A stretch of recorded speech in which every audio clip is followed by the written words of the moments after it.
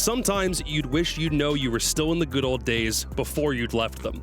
Geekay's meteoric rise to upsetting two of Rainbow Six's biggest titans ever were those good old days, and they were just earlier this week because it's been a slippery slope for them ever since.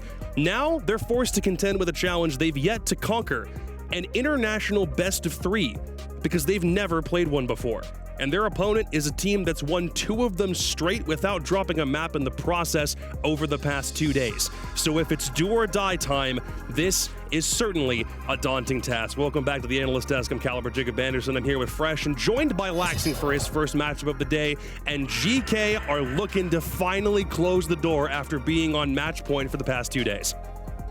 Yeah, I mean, it's been a crazy run from both these teams specifically. Wolves has had a huge showing. They might have started out a little sloppy from there, but they've had a huge bounce back with the 7-5 over M80 the first map, and then a 7-3 on Chalet, then immediately following into yesterday, beating DK 7-1 on Chalet, and then a 7-4 on Skyscraper. So you gotta wonder, like, this team's vibes are all the way up. They found their stride. Coming into here, this is where it's left. I'm just going to get it out of the way early. Ever since Bibu took that hair off, he's been great. That's Wolves true. have been great. Yeah. Their vibes have been good. And they're shouting, their energy levels and their vibes are just like tip-top. Well, I said it yesterday too, and I'm sure, you know, well, yeah, I said it yesterday. I mean, that head, it's shiny. You can use it as a reflection. You can get more intel. You can see what people are doing. Yeah, I mean, it works. It's working. Something about B-Bald is just leveling this team up. B-Bald, B-Bald, I'm not totally sure, yeah. At this point, they have won every single map since he shaved his hair, so that's obviously a good sign. They are 4-0 over the past 2 days because they went immediately into those elimination best of threes, and the two opponents they knocked off weren't insignificant in and of themselves. They just knocked off B+ last night. In that same process, they also went up against, who was it? It was M80 and took them out of the tournament, dude. That is a big accomplishment as well, so they're certainly hot coming into this, whereas GK are not. And I think when your playstyle, just on the Wolves thing, is when your playstyle is so team-oriented, when it's so execute-based, when it so relies on all 5 people doing the same thing at the same time, you need those vibes to be up there. The fact they've recovered that makes them a strong team. Because at the start of this tournament, they looked like a very weak team. Yes. Yep. I mean, and that's most importantly what you want from any case scenario, whether you're up, whether you're down, is that the vibes are there. And I think in best case scenario, just from personal experience, is not having that strong start, but then continuing through it and continuing getting stronger and stronger and stronger with each and every single game. We are on two very different trajectories right now because Wolves were 0-2, then had to win 2 best of threes. They're coming in with the hot hand, undisputably. Meanwhile, for GK, they won their first 2. Everyone were suddenly thinking, we'll let them get it out. He's got that dog. They're going to be barking. He's got that dog in him. True, and that's exactly what happens when you win 2 straight best of threes without dropping a map. But for GK, they beat 2 of the biggest teams in the world right now, and since then, kind of nothing. So experiencing a new experience for them because, you know, coming into stage 2, didn't lose a game in stage 2, didn't lose a game through play-ins, didn't lose their first 2 playoff games. They've now lost a game at an international event. They're now facing the pressure. Earlier on in the tournament, it was a free ride, see how far they go. When they got 1 game away from, you know, making main stage, and then lost it, this is where pressure and it starts to snowball onto them. Yeah, and the pressure is definitely there. I mean, I said it as well as, you know, when you come off that hot streak of beating pretty dominant teams that they versed going against and then losing to G2, hitting that wall, which they were up a little bit against G2, but then fell short. And then immediately that then trended into that Los game where Los was running away with that Oregon game. And they did have that bounce back, but Los still secured the game in the 7-5. And it made me question is, you know, GK, they come into their first loss after having such a hot streak. Does that, you know, mess with the mental? Does that mess with the team chemistry? Does that mess with the vibes? Because sometimes, like I said, when you start out strong and then you come into your first loss, you don't know how to handle that. And what you'll find with the way GK play, particularly on the attack, is they have 5 people in separate positions. They do this on the defense as well. There's 1 player here, there, and there. And what happens is, when those players are full of confidence, when those players are feeling, you know, empowered like they can make the plays, when things are going good, they force 1v1 engagements and they win them. However, when the pressure starts to mount and the confidence starts to lower, you force those 1v1 engagements and you start losing some of those engagements and letting teams back into it. Well, I'll say this. I love that you say that with the confidence. You need the confidence, especially when you were out by yourself, whether you're taking a 1v1, whether you're taking a 2v1. You need to be there mentally, physically, and prepared for those gunfights and for those situations. I think Wolves are definitely the favorites coming into this game, and I think G2's 2 map wins, you can't call them frauds because of who they beat. It was BDS and W7M, and now they're both going to the playoffs. So I think that by itself should tell you GK is here to play, and they have the skill. But now what we're going to face is a best-of-3 map ban, which they have not played except in maybe the Saudi E-Leagues. That would have been the only other time they've played in a best-of-3, so to do it against an international opponent for the first time, what does that ban phase tell you? So the one good thing for GK is that they've played all 9 maps across the stage, so they're very comfortable on all of the maps. Now, looking at the map specifically, Wolves have a bit of a problem in that they don't want to play Border, Nighthaven, or Consulate. Okay. And also GK's best map is Clubhouse. So they've had to ban 2 of those and just let GK pick whichever one they feel Wolves are weakest on. They've gone for the Nighthaven, not a surprise. However, the trade-off for doing that is that Wolves have been able to navigate a map pick of Skyscraper, which is their number 2 map preference, and a map pick of Oregon, which is their number 1 map preference. So all in all, I would expect this to go 3 maps, because based on Wolves not being that great on Skyscraper, on Nighthaven, but get it done over 3. Yeah, and I think it's going to be a respectful thing of each team is going to win their map that they decide, but what it's really going to come down to is who's going to start out the strongest and who's going to really start bringing that tenacity and ferocity that both these teams can bring. But what I'm curious on Wolves is Mowgli going to be bringing that, because Mowgli has stepped up massively. And when I look at Mowgli, he has had 44 opening engagements, winning 26 of those, losing 18 on them. That's insane. Running into 44 people throughout this, sure, he's had more games, but that's a lot of people to be running into. He's in absolutely everything. Most kills, most deaths, most entry kills, and most entry deaths in the league. He's Mr. Do It All. If there's action, he is involved in it. See. Solely from a storyline perspective, consider that this is 2 play-in teams now fighting with an opportunity to go to main stage, because we have a pretty good split between teams that just came straight in, went to phase 2, didn't have to worry about play-ins, and the teams that had to use those additional 2 days in order to qualify. Right now, it's a very even split in terms of who's already qualified. We get another guaranteed play-in team, so I think there really is something to the notion of if you play more games, you're clearly in a better state when you go to the main stage. Yeah, I mean, you want more reps. Like, regardless what you do in scrims, regardless what you do in dry runs, the reps of the actual matches that are serious, that are important, those always help with team chemistry. So, in my mind, Wolves could run away with this just for that simple fact. All right. I think you both are confident about a map 3, so I think casters are going to have to really sink their teeth into what's going to be a pretty long one. It's Parker and Pengu with the call. Not just me. We brought our child, Jesse J. Chick, along for the ride. For the TriCast, Jesse, welcome. Thank you, Parker. I'm very excited to be here. I saw everybody getting involved. Jack was in. We saw Laxing, Fox, even Titan got to do a TriCast. So I said, you know what? I want to jump in. Yeah, we let Stats Boy in. We do. He's going to crunch the numbers and talk statistics, and then Parker and I can talk about the actual game at hand and have some more fun with those things. And Geekay Wolves, not the matchup that I expected, to be honest, here for elimination, but here we are. I'm going to talk about 80% of the time. Okay. Okay, good. If that's all right. I was hoping you would. I feel like that's what's been established in previous TriCasts. It's fair. Yeah. Also, I'm glad that the intro went over well because I could hear production laughing. Okay. We did not plan this at all. It came together at the last second and we're like, what if we were all just like a bunch of bobbleheads? And then I hear production just start to laugh and they're like, we're going to come together. Phenomenal stuff. We got some operator bands going on in. We do. We're going to Nighthaven Labs first. We've got some history on this as well. Wolves, previously they played this map twice. They banned first Ace, then the Maverick. Both going to be possible. Glass coming through.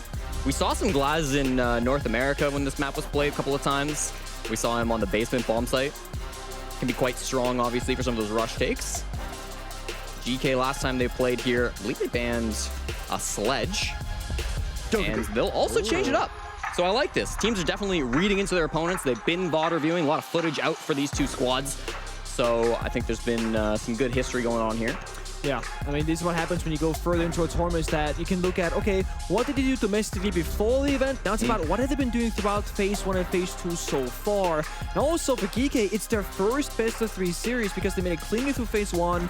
And, I mean, sure, domestically they've played best-of-3 before, but at this event, it's their first best-of-3 series, whereas Wolves, they've been going through the last 2 days, and they've been winning out clean 2-0s. Yeah, Solus also a brand new ban. Fenrir was banned the one time GK played this map. That was, of course, earlier in this tournament against BDS. Massive upset win for GK. That was a 7-3 game. They were looking very, very strong in that one. And Wolves, you know, they've had a bit more mixed results on Nighthaven. Obviously, 2 matches here in Atlanta Major, 7-4 over Bliss, a 7-1 loss to the Sonics. But, of course, they were on that bit of a rough start to the Swiss stage. 7-1, 7-1 for the first 2 games, and they've been on a comeback ever since. Correct me if I'm wrong. Is this the first time you and I are casting a MENA team, Nick? I don't think we... Also, I don't believe... Also, my first time too. You don't count. I feel like we didn't cast Falcons in Copenhagen, No, I don't think we did. and I don't think we've casted GK so far. I guess, Jesse, it's your first time. Yeah, don't leave me out of this. Come on now. Last time you casted was in the NAL when we were With in... you, I think. With me, I'm so sorry. Yeah. I'm sorry. It was That was a tough. good time, though. It was. That's when there were a rash of absences. I believe Nick was off in Barbados on vacation, Sure. Yeah. enjoying some margaritas on the beach. Okay. I think so. And You're also gone for a day or two. I had visa issues. Yeah. I also had those at one point. That's correct. That was tough. He did. You also went to Barbados, I did. but yeah. to get your visa. Strange how that works. You wouldn't expect it to get into the United States, but hey, that's how it goes sometimes. It is always a treat to be able to lend our voices, though, to regions that we don't typically cover. It's one of the beautiful things of these international events. And while we might be experts on North America, as all three of us work on the North American broadcast, we have, of course, been given our first cast as a try cast to do it with no NA teams because all of them are eliminated. P4 gets the very first pick, and speaking of eliminated, it's Trixt gone off the board. First, the Buck unsuccessful on the entry, and there's a follow-up, though, as P4 is caught out by Hasham. And I think if you're Geekay right now, you just want that early momentum, get comfortable in this server up against Wolves, and kind of set the tone for this best of 3 to come. Geekay in their previous matchups had to play it pretty spread out, pretty aggressive in your face style of Siege, and it seems like with Lido coming as a sub here, he is the current IGL, the in-game leader for the team. And he says, you know what, guys, just do your thing, take these positions, and play your own game. And Hasham right now playing the exact kind of role, lurk on the map, but find that opening kill for his team. Yeah, last time that we saw GK on this map, they played this 4 times. They were 100% win rates. Mowgli deciding that it really do be his own with 2 kills inside of the site, leaving Noodle and Hasham as the last 2 remaining for GK with just a little bit over a minute and a half to go. Mowgli's been their best player so far through these play-ins. When they made this comeback, it was all because of Mowgli. He went absolutely insane yesterday and the day before, starting off with a big 2K on this really roam-heavy defense from the Wolves.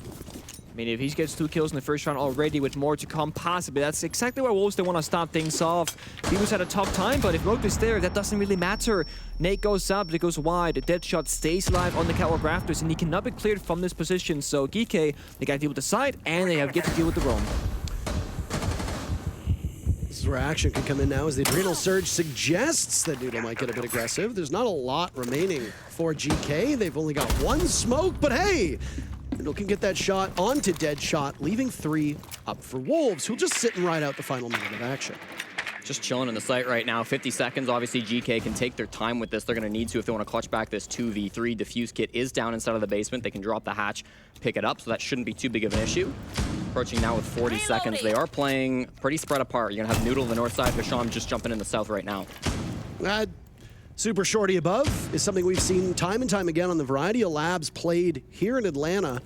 Open up those sight lines. Have one person play coverage while you go to get that diffuser down. It'll be a precarious position, though. GK have not picked up the case yet. Hasham is nearby. Instead, he'll go for kills. Mowgli a 3rd. No 4th to be had as Noodle shuts him down, who will be stopped and slowed down by this goo mine. 10 seconds remaining. Time very much on the shoulders of Wolves right now as Noodle attempts the plant, baiting it out. Wolves looking to engage as Bibu gets softened up, but ultimately the clock will give the round to them. Shinka in the final moments gets the pick, but the round is over anyway. Successful first round by Wolves. And it's just a discipline at 2 versus 1. Sitting back, waiting, and said, oh, one of you sprint in, take the fight. If he's planting, you get the kill. If he doesn't, you might die for it, but you still got that 1 versus 1, which is 2 seconds left on the clock. It's a guaranteed round victory for Wolves because they played it with discipline. When it came to the side of Geekay, just a little bit too spread apart. The trades weren't really there for them. Yeah, first round, I think the early round going heavily in the favor of Wolves really helped them out. Obviously, we talked about Mowgli having 2 big picks throughout that. He also ended up going down in that round, and funnily enough, that is Mowgli's 100th death throughout the Atlanta Major. Okay, nice. So far, he has the most deaths of any player in Atlanta. Damn. Now, is that just because Wolves have played pretty much every round humanly possible? Yes, he also has the most kills, and the most opening kills, and the most opening deaths. Okay. He's leading in many ways. I mean, when you play the role that Mowgli does, you are first in battle, often first to get the kill or to get killed too, and that's kind of, we see teams with stylistic differences where a team like Dark Zero, for example, Troy, he's kind of like semi-entry on attack, roaming on defense, and that's become the norm where the IGL, the leader of the team, will go in first, he dies, he can call from the grave and say, guys, go over here, hold those angle, set this up this way. Mowgli is not necessarily direct leader for Wolves, but he is a big vocal voice in the team to the Bibu and the rest of the squad to make things happen. So when he dies, he can hop on cameras, maybe make some good decisions for his team and still lead them from the grave. We got a top floor defense coming through from Wolves. They brought the Bandit to try to keep that IT wall closed. They've got P4 and the Valkyrie currently lurking, looks like downstairs inside of kitchen and dining. Going to be in a powerful position maybe to stop any pushes coming in through the meeting side. He's got Mowgli up above him to try to coordinate as well. Seen a lot of European teams really try to coordinate with a big duo strat over on that northeast side of the map. Might be where we see GK pushing, actually. They're starting to open the connector wall now. When you see P4, I knew there was intel somewhere because the wall bang is a little bit too clean there, and the downside of no solos is it's hard to find the cameras, and he falls in the battle to Noodle. Yeah, great pickup there. We saw how that was going to be an important roam coming through from P4, and they go through the basement just to shut that down. They were lurking down there at the very beginning of the round. They find P4. It's an excellent start. That should be the majority of the bottom floor taken control for from Geekay now. Yeah, when you play this kind of operator style with like the Ying, the Finger, the Thatcher, this is pretty good for the side setup. So finding an early kill on the attack inside to also clear the roam means that Geekay now in a fantastic position, quite frankly, and they got more to work with. Yeah, they're droning. Good intel on leader. Grenade from below does not work out. We're approaching the halfway point of this second round. With GK having the upper hand. They've got a little bit more time at their disposal before they can really sink their teeth into this. Bandit tricking going, and, well, at least one Bandit battery went down, but Bibu picked the wrong side as it gets opened up by leader.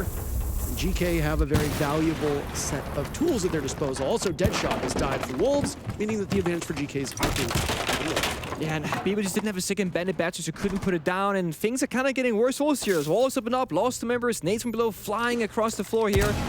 Very, very wide nade, doesn't find anything. They got so much time to work with. A full minute, Finger Slims goes through, still EMPs in pocket. Geekay, masterful round here. Mowgli, big 2K, potentially finds the first frag. Shotgun out for the second. Yes, he will. Brilliantly done from Mowgli. We just sing his praises non-stop. 5-1 here, grabbing the advantage back for Wolves. How do those look for his numbers, Jesse? Well, those will improve the numbers, undoubtedly. Wow, what analysis. So good from you. More kills equals better? Who knew? Noodle and Hashom, again in a similar position. Noodle had picked up some relatively impactless kills in the previous round. Working alongside his teammate, they've got not a lot of time left. And it was the undoing of Wolves in the previous round. Despite the final kill coming for Wolves, the clock would have given the round to them anyway. Will the same predicament unfold? Do we find GK in that same set of circumstances? An even slower push towards the site as Hashom dies. Noodle has a good read, but it's Bibu to pop up and get the final two. Wolves starting out with 2 rounds in a row. Love that patience in the 3v2. Yeah. We saw a very similar round actually when Dark Zero played against the Sonics a couple of days ago, and we saw a similar situation where DZ were trying to push in mostly from the south side. They had Rafters, they had IT, but they just couldn't get anything going because of the strong positions being held. One person prone behind the desk inside of the west bomb site, another player east inside of electrical. So it really was a difficult spot to try to push into. Without that pinching coming through, it just didn't feel like there was enough pressure coming forward from GK. I liked the early bottom floor clear. They obviously did a really good job of finding out those players. It took some time, but I think that's fine if you're getting that 2-man advantage. The problem is when Mowgli's in the server, he likes to do Mowgli things. We've seen him throughout the tournament so far, getting up, yelling for his team, bringing that energy. I think we're starting to see that again from Wolves. The same thing for Bibu, very, very loud in the server today, yesterday, and the day before. And you're right, but if you're Geekay, you should expect Mowgli to make those kinds of quote-unquote hero plays, and this might be one of the weaknesses that Geekay they have. They play quite split in their attack inside typically, and usually it's how they get their opening kills, it's how they get map control, and it's how they find those early advantages. But then, they don't play close enough together later on. When you get yourself in a 5 versus 3 position, you should expect your opponent to go for those like lash-out kills, try and even back the numbers before the bombs that execute, because, you know, Trix, he was playing Ying, so like, if you're Wolves, you don't want to let that happen. You don't want to let those Candelas go out. You should expect aggression somewhere, and the fact that 2 members got called by a single player for Wolves is not a good look. So we're on storage now for round number 3. This is a bomb site where the bottom and top floor are both really important. We've got Deadshot playing up at the top floor right now, Mowgli up inside of Rafters as well. So they're going to be trying to hold things down to try to make sure that they can't come through. The vertical, obviously extremely important on this bomb site. Noodle rocking the sledge. Lots of soft breaches being brought by both Key and Leader too. So top floor will be the goal. EMPs are right on hand from Key. Some impacts maybe from Mowgli. This could deny their entry, and he tosses them out. I believe he did get it. think so as well. Yeah, I mean, to the point where there is a line of sight, but they can't do much with that. It's You can patch up with a keeper barrier, so if you want to, just wait for it. Modi got a twin pocket. As shown, we see him always lurking around. Not in a nuke like you would expect. It's the finger. Got Nuke is open, but yeah, I mean, so does Nuke, right? So you could go Nuke here, but if you have a global gadget on Finka, so you can roam around far off the map, but still help your teammates if they get injured, take some damage, etc. I like this playstyle from Geekay. You know, hunkered down Mowgli is in that position. He's got 3 separate keeper barriers keeping him safe, and very selfishly done. I guess maybe not as selfish as we would have thought, because Deadshot is not too far by, and it doesn't matter because there's maybe one angle that Mowgli wasn't looking at as he's the first casualty.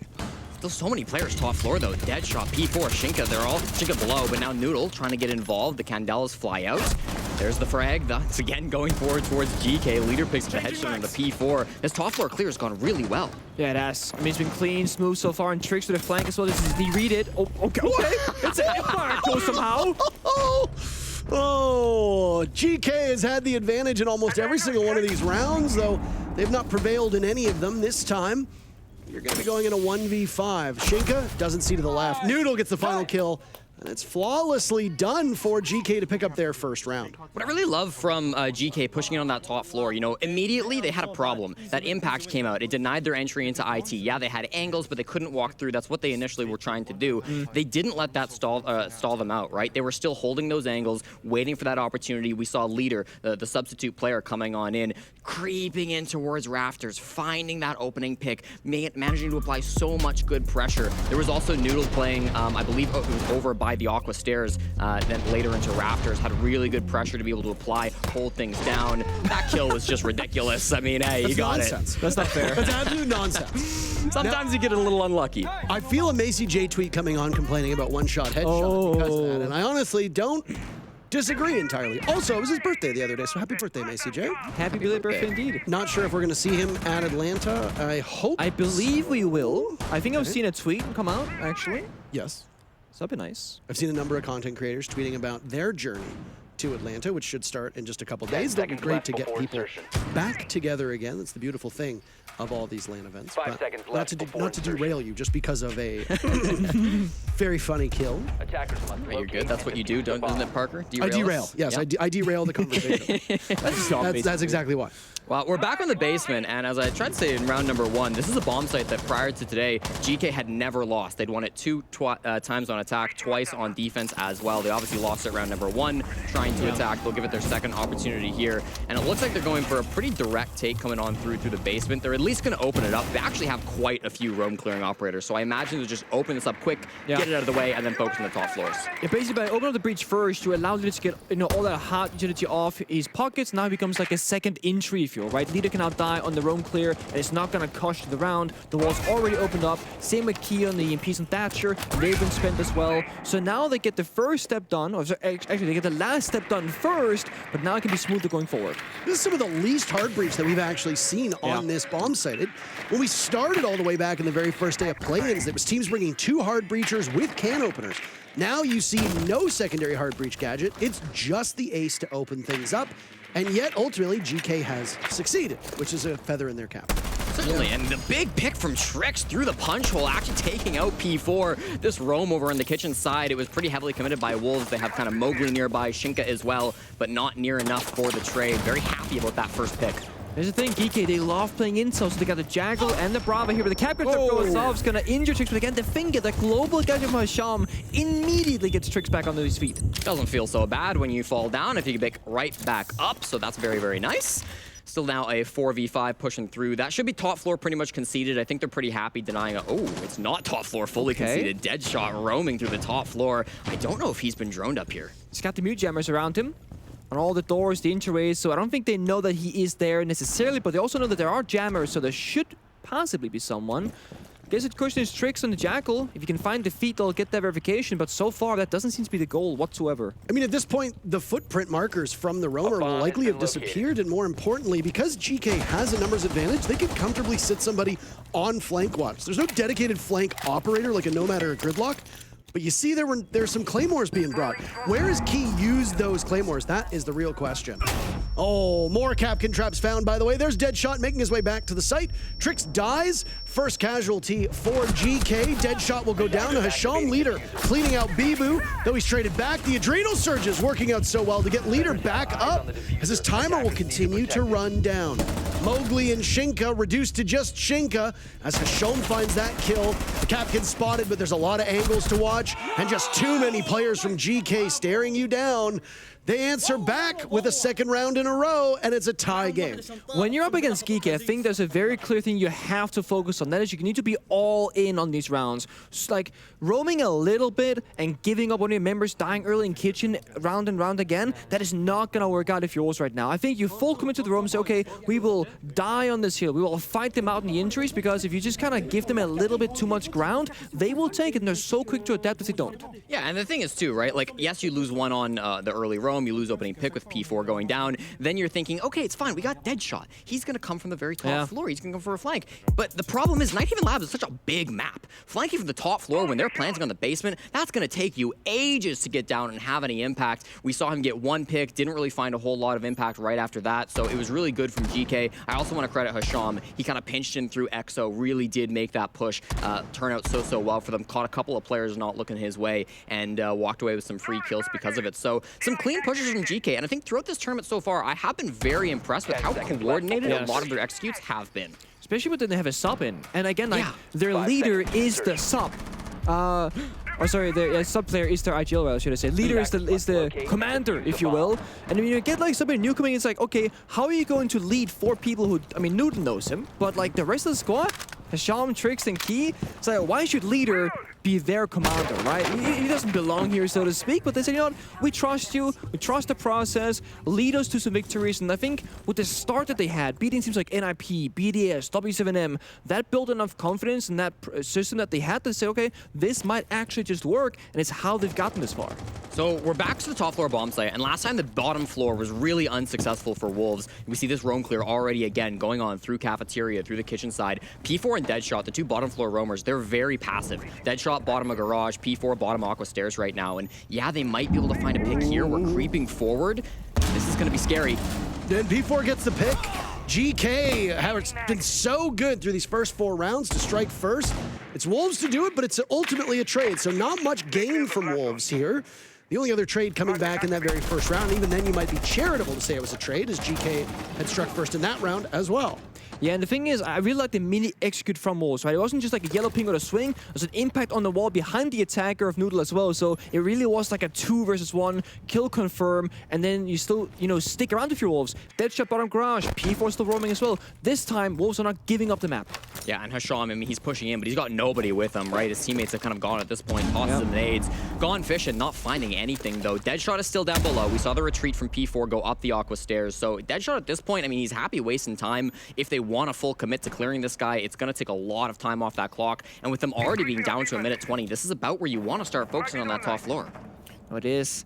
The thing is, this time there's no Ying. They do have smoke grenades and tricks, though, to set something up, but they still want to first, you know, I guess double check the downstairs area. They haven't cleared it all. They're looking for the Wamai right now, and that's Deadshot all alone. Oh, leader missing an opportunity on the kill, but you've got some backup there. As suddenly, down goes Deadshot. Leader actually credited with the kill. I don't know if he got the down because of the way that they've changed things up. You might get the down, but you don't get the secure. You still technically get credited with the kill. The problem is, what are you doing with this bottom floor? You're out of grenades. You don't have a buck or anything. I mean, you're kind of in a tough spot, even though you finally secured this. You've got 35 seconds to make an execute work, and you're really not going to have any pressure from down below. You've just stopped the flank.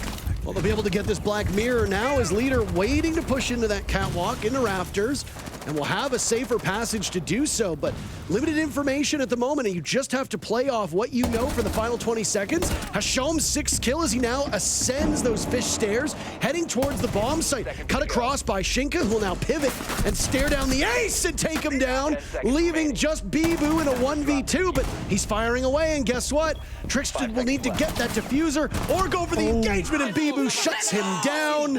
Wolves breaking the streak and regaining the lead. Brilliant play from Bibu. We talked in the earlier parts of this tournament how he was struggling those first 2 games, 1 kill through 2 maps. Now he's really been starting to turn it around. That clutch, beautifully done by him. Again, it kind of comes down to that clock. Yes, you did eventually clear the bottom floor, but how long did it take you? What did you get out of that? Maybe it would have been the right call to just leave Deadshot down there. Obviously, maybe you're worried about a flank, but even if he comes Rafters, if you just rush into the bomb site, maybe that can be a bit of a better chance because, again, then he's not even there. You have that man advantage, you have the time, different decisions that you can make there. Geekay chose to clear it out, chose to take that time, and in the execute, they paid the price for it. But it's a hard decision because, like, on paper, if you can build that man advantage, go for a flank up Aqua Stairs because of it, etc., it looks pretty good on paper, but when you don't have the Munti or the Blitz, the Ying, none of those others that can, like, kind of get you into the side quickly and easily, it comes down to those 50-50 gunfights. That's exactly how Wolves, they shine.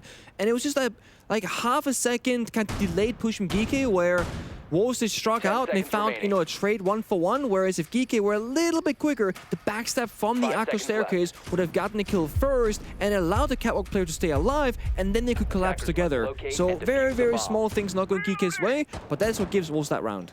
Looking for some impact from P4 this round. 1 in 5, obviously not been the greatest start to this game. He's been roaming all the time, kind of near dining, near cafeteria. He's been kind of on this middle floor quite often, and so I want to see if they do go for the clear on him, as they have been, if he's able to maybe have a bit of a frag, maybe pick up a couple more kills here. He has been playing the Valkyrie quite a bit. Maybe use that intel, right? Whether you're on those cams yourself or you've got a teammate feeding you those intels, it can be really, really helpful. So I'm hoping we get a better round out of P4 because he has been sorely missing this game. Yeah. I mean, when you're roaming like that, it can be tough, right? But I'm more worried about the bomb site right now than the roam. There's no mirror windows this time. You got Capital. They got more Hoppers this time, Parker, right? The can openers and the Mavericks, so things are guaranteed to be opened on up, but it seems to be a different approach here for Geekay. Yeah, there's still some people up near the roam looking to enter the building, but has shown this time with a clear presence on the breach itself, droning it, looking for a way in possibly, and go for this off-pace kind of play, maybe looking for a pick on site itself. Yeah, I mean, going just from the south side is so tough, right? Because you don't have that pinching angle. Typically, you want somebody EXO, you want somebody Cargo to try to put that pressure on multiple angles. They don't really have that right now. We still have Mowgli playing Cargo, P4 and EXO. I guess they're just going to toss nades in and try to make something work with this. They're hunting for that pick, but still not finding it yet. Trixit is so close to hitting this bomb site right now, over by Animus. Nice nod to an Assassin's Creed series, also created by UB. Fires will go in, and Key hasn't really had a lot of impact when it comes to kills, but utility work will need to be there. No kill to be had in this entire first half for one of the 5 players from GK, and yet they are still as competitive as ever. Yeah, I mean, that's C4. That's going to slow things down. The fire, the smokes are gone from the Capital. And yeah, one fire did go out, but didn't really get the job done. It forcing you to move, but didn't get the kill for them. He actually... He coming through there actually stepped on a goo mine when he ate that C4. A bit of a disruption coming through, and that's kind of stalled out this push, as you mentioned, Nick. I mean, we're seeing Trix trying to continue to push on in with the defuse kit. But again, what do they have here? Do they have top pressure up above? Not really with any sort of significant soft breach. Do they have anybody storage? Do they have anybody EXO? Kind of, maybe. We're looking at storage for this is going to be the pinch coming through. But Mowgli is there, and he has been so on so far today. Still waiting with the setup. It's going to come down to gunfights again. It's Mowgli against the world. He gets the pick on the Noodle. Some of the ceiling above him will explode. Trixit hasn't moved off of this position in Animus. Only 30 seconds left. Wolves in the advantage right now. Looking to close out this first half, 4-2. Hashom outside of the building, but so close to the B-bomb as well. Down he goes. The guns from Wolves hitting their marks. P4 doing some work. Trixit finished off now by Shinka, and it's Mowgli and Bibu getting active to give Wolves their 4th round. They win the first half. I feel like Wolves almost, they were gifted that round. It didn't seem like there was a lot happening from Geekay. They were trying to change things up. Clearly it didn't work, but Wolves, they get that 4-2 half.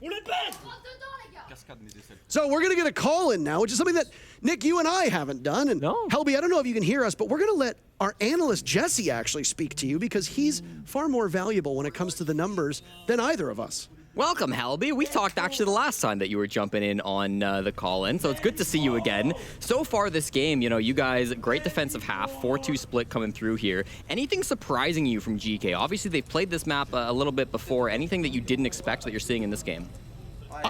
I am being told that apparently he can't hear Jesse. Can he hear you, Nick? Can you hear me, Helby? I can hear you both, yeah. Oh, awesome. So, Helby, can I break this down for us? What do you like to see from Wolves so far? You got that 4-2 break it down for me real quick.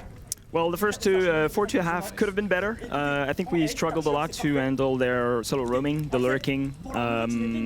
They usually were able to get a free pick by isolating some of our players. So a 4-2 mark, considering it was a bit of a struggle, is pretty good. I think we got, after the 2 win they got, we finally figured it out and managed to adapt. And I think for now on the next side, it's going to be if we are able ourselves to do it.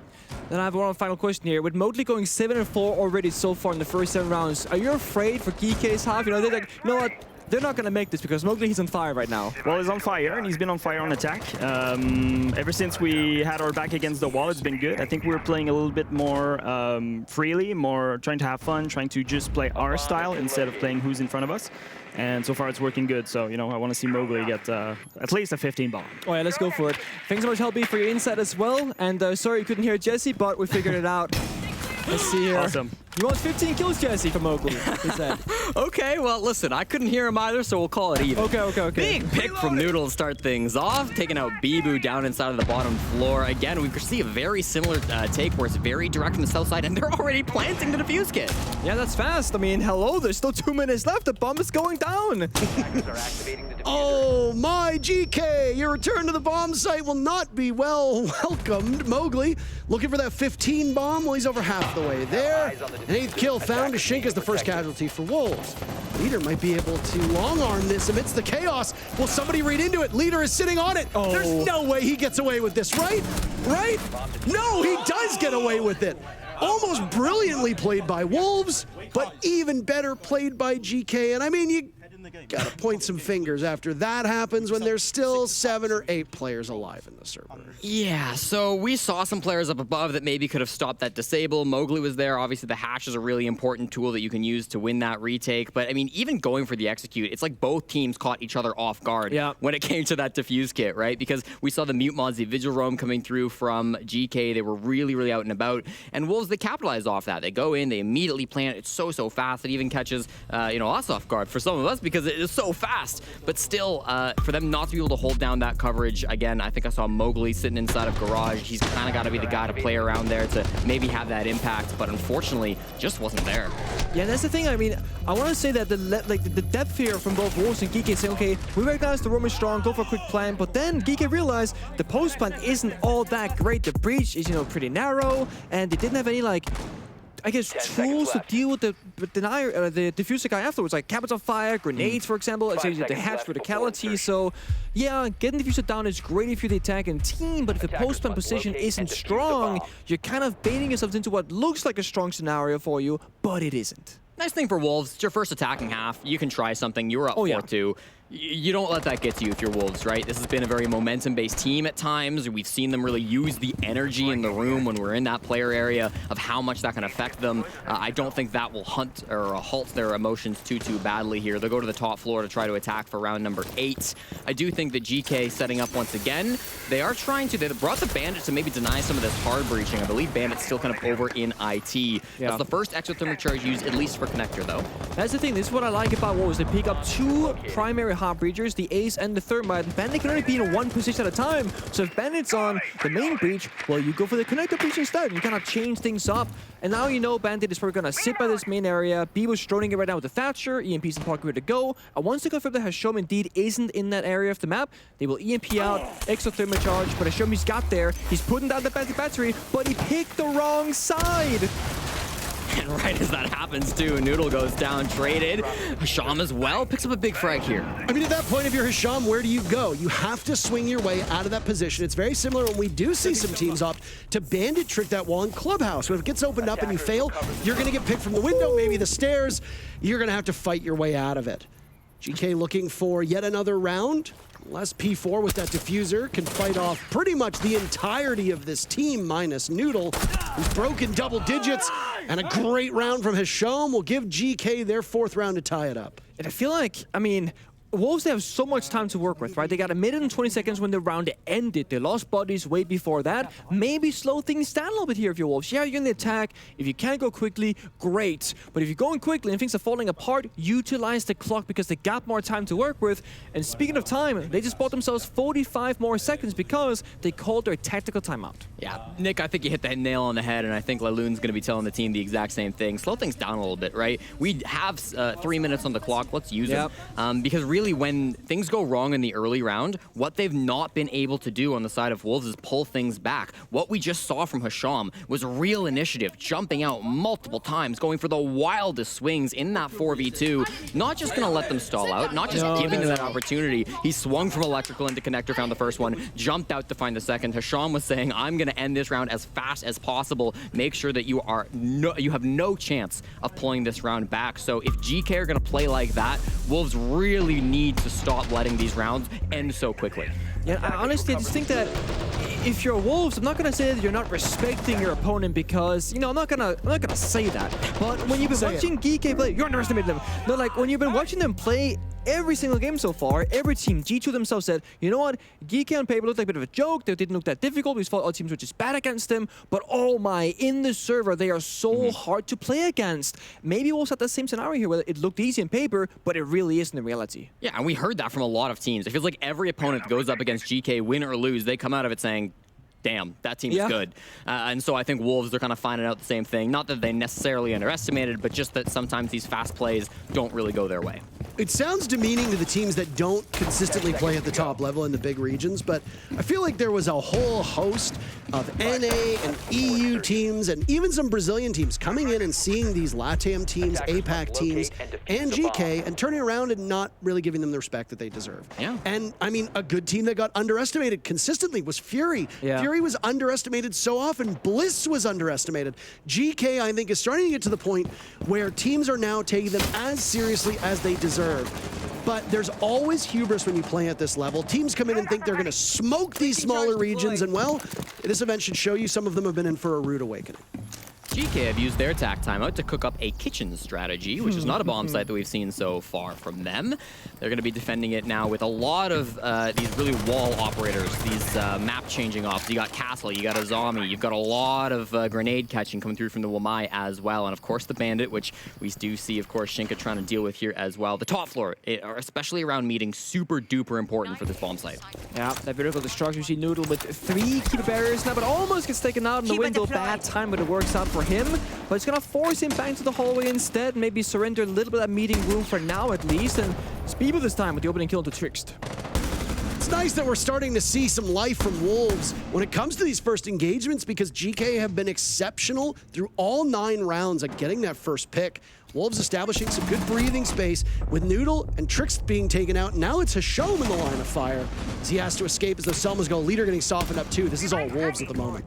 What do you do if you're Hisham at this point? Because we saw in the last round, he likes to take these kind of awkward moments and swing and get aggressive, but with 1 HP, I mean, you hear the air jabs being thrown at it as well. It's very, very tough to do anything, but he kind of has to. 3v5. If you just sit and let this happen, they're going to execute. They're going to win the round. Yeah, still got so much time again. Wolves take the seconds that you need here. Don't overgo too far, but Key's down for the count as well. It's P4 this time getting that. Just gonna keep storming through this bomb set, it looks like. Key doesn't have a kill through 9 rounds. Nobody in GK might get one unless Leader can get on the board, or else it'll be flawlessly done by Wolves. Mowgli is dropped but not secured, so flawless round for the Wolves. Still very much a possibility. What can they accomplish? Leader will have to reposition. Warden's a good operator, suited for taking multiple engagements, maybe more so than others, but Wolves have looked so practiced. They've given up on kills themselves to allow their teammates to get it in this previous round, and Mowgli, who was the player who decided to exhibit a bit of trigger discipline, now finds himself getting that final pick.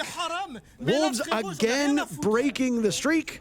5 rounds on the board for Wolves. Almost a winnable 1v5. I like the positioning, to be honest.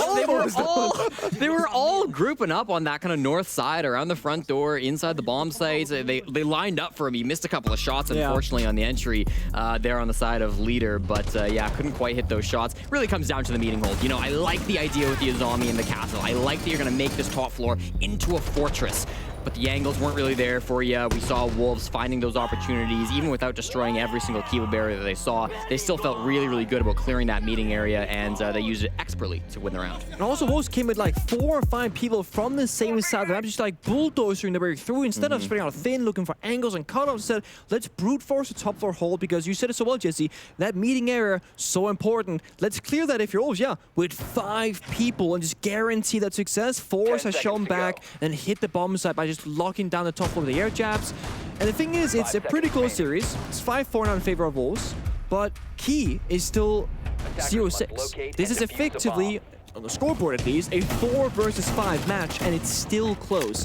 So what happens if Key had like a average game for himself here? All of a sudden, this would be even closer, if not just an outright lead for Geekay. Yeah, Key's been solid so far throughout the tournament. This is a bit of an unusual performance from him. He's not been somebody who has consistently been sleeping for the team. He usually does find his fair share of frags, so to see him down there is not ideal coming through. Hasham and Noodle being 2 big fraggers is not super surprising. Hasham in particular has really surprised me. His aggression, his movement has been so good so far. So nice to see that out of these expected players from GK, but yeah, I think wanted to see people step it up for sure. Yeah. Also, just again for Hasham, he plays a pretty unique role. I mean, we're in the green room with the talent, and Daxon's like, he kind of plays like me. Yeah, he rats around the map, he lurks, he, you know, he goes across the other side where his teammates are, and he makes it work so well time and time again. A very consistent player, but Mowgli, he's not the one lurking around looking for his first kill, and he's right behind the defenders. You can hear the shotgun of Key going, and he looks the wrong way. Got the James Bond on the board as the 007 of Key through 10 rounds. Consider how close some of these rounds have been. Even a kill or 2 from Key could have completely swung the favor of this map. I'm sure it's something that will be a cause of frustration, but you have to keep your head in the game. For an experienced team, that's still a challenge. For a team that is now playing in the biggest match that they've ever played in, I would argue, that could be tough for GK to keep their mental wits about them. Yeah, and we've kind of got the same story. Key goes down early, but Hasham's in a dangerous position, of course, just over inside a cafeteria. He has been droned now, double droned even for good measure. Blocks him off, and he could find a pick here if he finds the angle. 3rd Kiba, why not? He's got more. Just make it as annoying as possible to kill you. Oh, and he walks away with it! No! There is no way he prevails! Not with P4, hot on his heels. That could have gone so bad for Wolves. They only walk away with a single dead player with a minute to go, though now they lose P4 to the well-read Nitro cell from Noodle, who is currently leading the way on his team, trailing Mowgli by a single kill. That 15-kill game for Mowgli, 3 kills away. He's very close. I mean, but the thing is, the mental game there from Hasham, definitely a 1, and he stalls for time, and again, he kind of gets this historical for his teammate as well, because he forced him into this bad position. And now Wolves, they gotta just kind of walk down the staircase. Try, guys, let's, you know, duo up, go for those trades, go for those picks. They got 1 nade in pocket from Mowgli, but what are you gonna do? Destroy the soft floor? It's very low value grenade usage. Bibu watching that hatch, just inches away from getting the heels of Leader, who will be active in the calls to the rest of the team. Mowgli also positioned close by to Trixt. There's an Adrenal Surge to go. 1 stands in his pocket, tearing away with that caliber-based destruction. Bibu dies to Leader. Now Leader picking up yet another. A 3rd kill to be had by Leader. He pulls it off. All 3 of the final players from Wolves swallowed alive. Tie game. I really didn't love the way they pushed that 3v3. Bibu was all alone with the fuse kit, trying to drop that south side hatch, trying to make something working while the rest of his 2 teammates were inside of cargo. And I think it can work if those 2 players are trying to get in way before the planter drops, before they can draw that attention away, right? But instead what we saw was Leader immediately found the kill onto the 1 solo player who had the fuse kit, and you don't have to worry about that side of the map anymore. You can fully focus on these 2 players pushing cargo. That is exactly what Leader did. They set him up in a really great position to make that big 3K, and Leader delivered. That's the thing about basement bomb set is that you can really bunker down if you're a defender. Oregon basement, same story. Theme park, not sitting at basement bomb set, but that armory throne. You can play that 3v3, the 2v2, even play down in numbers on the defensive side, and you're still heavily favored. And it's why we often see when you're attacking those kinds of sites that can be bunkered up on, you bring utility operators, the Capital, the Ying, the Monty, etc. And we haven't really seen either team bring out all that much utility. We saw, one Capital round, and then Capital died to C4 very early on. Wolves are going with a very, I want to say like standard cookie cutter. We can kind of do it all lineup. They don't change so many things around, and it kind of is a story of Wolves relying very much on Mowgli to get those kills. And if they don't, then it just kind of doesn't go all that well. I want to see them play more utility. I wouldn't mind to see a Monty, wouldn't mind to see a Ying whatsoever, but so far they just have not shown us that whatsoever. So the underdogs tie it up with the Wolves, 5-5, heading into round number 11. And we go to the top floor. We've again got the Bandit trying to hold down IT. We've got mirror windows. We've got Kiba barriers. Going to be a lot for the attack to deal with. No Twitch being brought by them, but they are bringing the Flores, which has been, I think, a little less popular than Twitch since the changes that we've seen coming through from the defender-sided meta. So it'll be interesting to see what they can do with this. Of course, the Kiba barriers, very susceptible to that, but those mirror windows might be a challenge. Yeah, I mean, you're key and playing Fish with 0-7. This is the round where you want to get a kill. Those Fish stairs, very crucial position. We know Wolves, they love to attack that portion of the map. And if you just fall without doing any damage, that's not going to be good for Geekay. Bring out the roamers from above. And good pacing right now from Wolves, a little bit behind where the first bit of action was on the previous round, but this is a completely different beast. You don't have two layers to cut through, you just have a direct assault on that upstairs bomb site. That's quick. I mean, Bibu's just kind of in electric. He's just sitting there. Bare window, that's a bit of a problem. Only lost one drone as well on the side of Wolves. Now they've lost a couple. At the time, they still had plenty available, so intel was not a problem for the attackers. Look how this push is completely focused on the northeast side of the map, right? They really want to take control of Connector. They're in here, they're in electrical. No pressure in IT so far, no pressure inside of Garage, no pressure Aqua Stairs. A lot of this push is being directed from really one side of the map as well. I expect we'll see maybe a late push coming in through Rafters perhaps, or maybe through Aqua Door instead, but where that comes and when is going to be really critical to how this push actually goes for the Wolves. I agree. You got to get pressure elsewhere. There's Mowgli downstairs looking to make that exact play you just talked about, that bottom Rafters position, but Trix is there waiting and sees the drone. And again, there's only 50 seconds left. If Mowgli does want to commit to this, he has to now go elsewhere. The time is taken away very quickly. A very critical round now is, it's my favorite. The team that wins this moves to map point. Hasham missing out on that bandit trick, but a familiar position, fighting his way out of that spot as nades from below, at the moment, not finding their targets. They're doing some work to take out various parts of the ground. It's all Wolves all the way down the kill feed. P4 and Deadshot remain. Noodle with the kill on the Deadshot, leaving just P4, who's slaughtered by Trixt.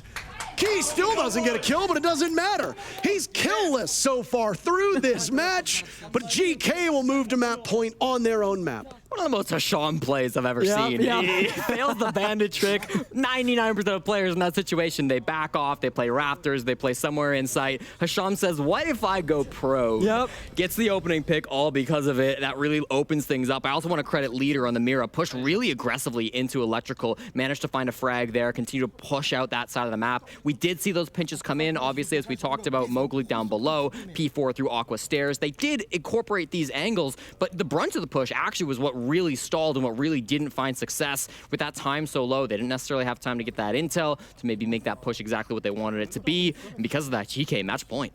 Yeah, it's the thing, like, you go nades below with no red pings, yellow pings going out. Mowgli, your star injured player, is no HPC on the bomb site itself. He dies sprinting downstairs, for example. But this is again Geekay understanding the game, the objective, the strategical side very well. They're like, there's no pressure anywhere. We're gonna have to swing. We don't gotta go for the roam clear. I mean, they basically said, you know what, Wolves, you can have this side of the map for free. We're just gonna hold the bomb site and Rafters and let you make the first move. That first move was the bandit breach, of course. Hasham, you said it, just pros on the floor and deals with it. And now Geekay on their map pick, to be fair, they're a match point. They're up 6-5 and they go back to kitchen. So they're cooking it up again. But it's not a pretty bomb site always with defenders. Now, one thing that is on the line at the moment is the Bibu haircut buff. He had not dropped a map since he shaved his head. Not a matchup, a map. And it looks like this Mina team might be the one to get it done. Poor Bibu, but at some point streaks are always meant to be broken. They will inevitably break.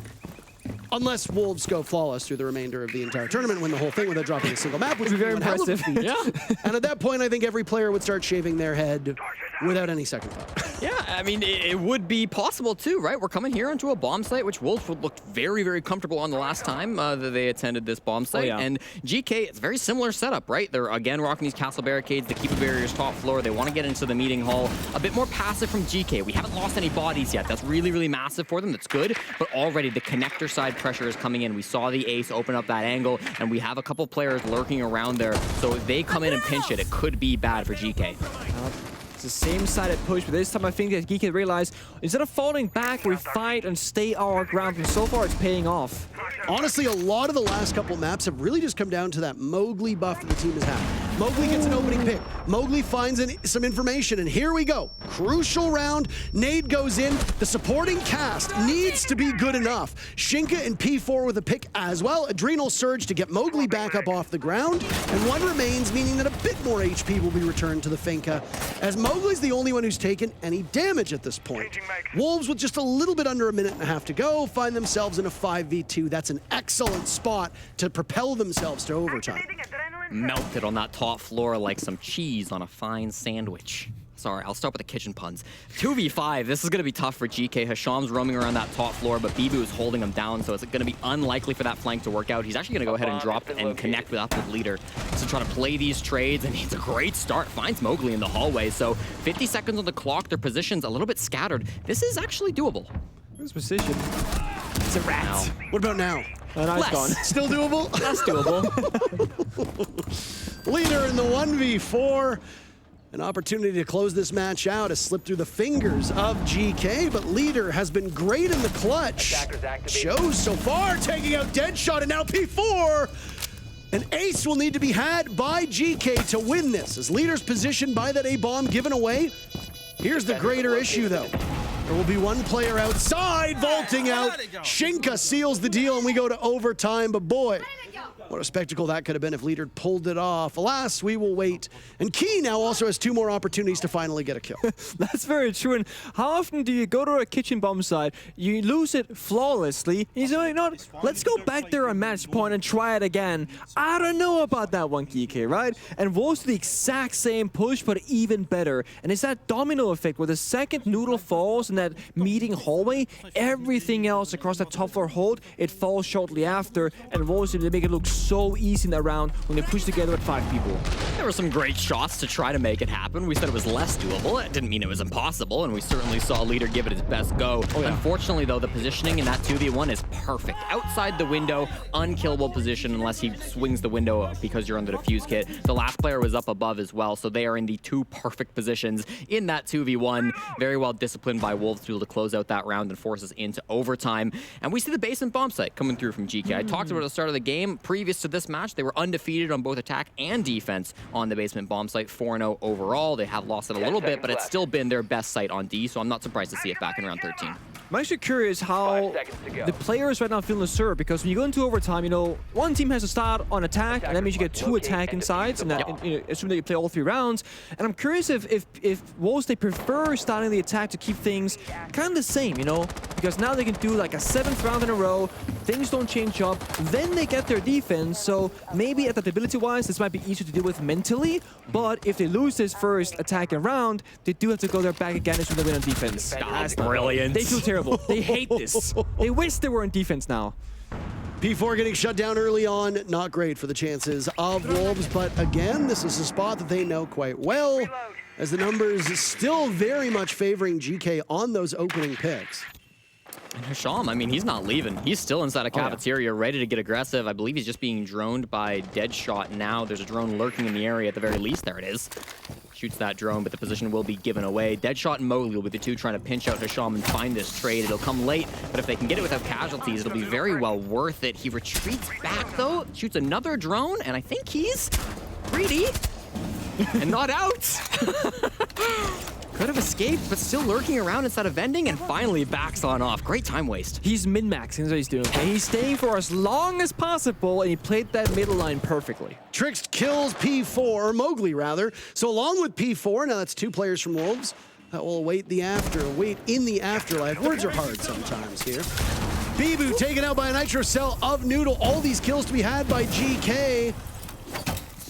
Boy, oh boy, Defenders having a very good time on this Labs map so far.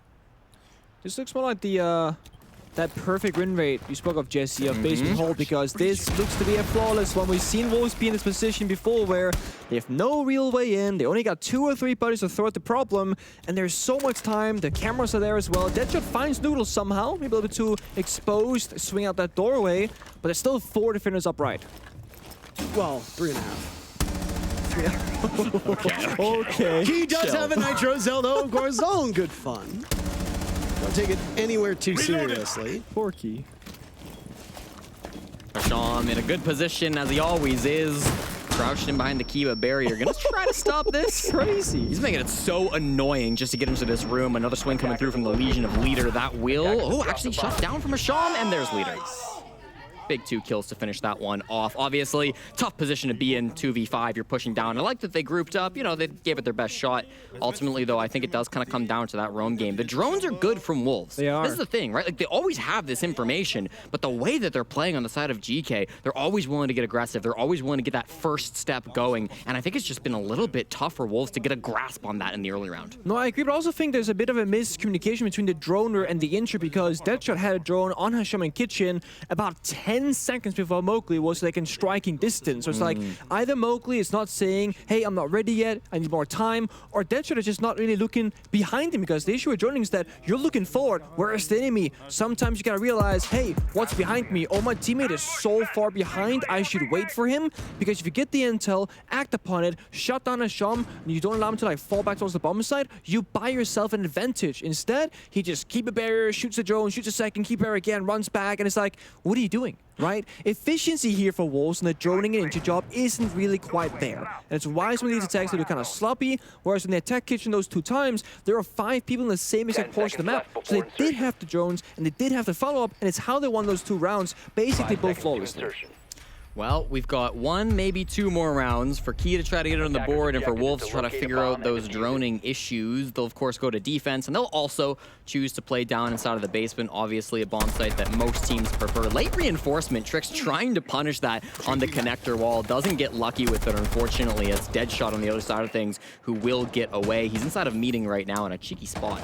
To speak to that bomb site as well, this is the 7th time we've at 14 rounds. Half of the rounds played on this downstairs bomb site, and I do appreciate that teams have approached it completely different on both attack and defense. You know, we talked about GK only bringing this single hard breacher that one time. Look on the left side of your screen, they're doing it again. Just an ace to be brought. But the other attempt, they brought what? They brought a Maverick, they brought an ace. Wolves also bringing more than one hard breach to try and tackle this site. Noodle, nice shot onto Mowgli, and this could be the start of the end of Wolves on this first map. Yeah, look how disjointed the Wolves roam is going to Geekay, right? They don't know where the attackers are. They don't got intel. They don't got the trace. Not P4. He's alone, looking to make the hero play that they need. Oh, and prepped and ready for it. Noodle grabbing P4. The roam not really working out the way they wanted. No, and I think the intel is the perfect point there. You're bringing a Valkyrie every single time on P4. You are dying every single time on P4. They get a bit of damage back onto Trix. Even if you get these kills, though, like, they're just trades. This is a really roam-heavy defense from Wolves. They don't have a ton of good site utility. 1 C4 from Shinka, that's about it. 3 Kibos from Deadshot, don't know what that's going to do. So you need to be winning this round in the early portions of it, and they aren't. No, I mean, strategically, this is just a round of Wolves. They fall flat, and Geekay completely counter it. Deadshot again alive. He finds one, but that's all that's going to be around him. I mean, nicely played to get the kill onto Hasham. Now it's Trix to take a lot of damage as well. Have to be very careful of your ankles, as those Capcan traps can catch you off guard. Deadshot heard one over towards Garage. Could decide to go in that direction, but target prioritization is going to be key here. Catch him off guard. A freebie onto Noodle, not wanting to re-engage, buying time, hitting the ground as Bibu is off the board. He's down but not out. Deadshot looking around. No kill to be had. GK prevail on map 1, 8-6. And they do so with a player not getting a kill, which is the most remarkable feat of them all. Listen, Parker, at the end of the day, the only stat that matters is the one at the very top of the screen, and that one reads 8-6. That'll do for GK. Brilliant win here on their own map pick. I think they're going to be very, very happy with that. And we might have 2 more maps to go, but we know for sure we'll go to Skyscraper. That's Wolves' choice. Long faces on their side of the bench. They'll have a few minutes to sort it out as we have a break ready for you. We'll come right back.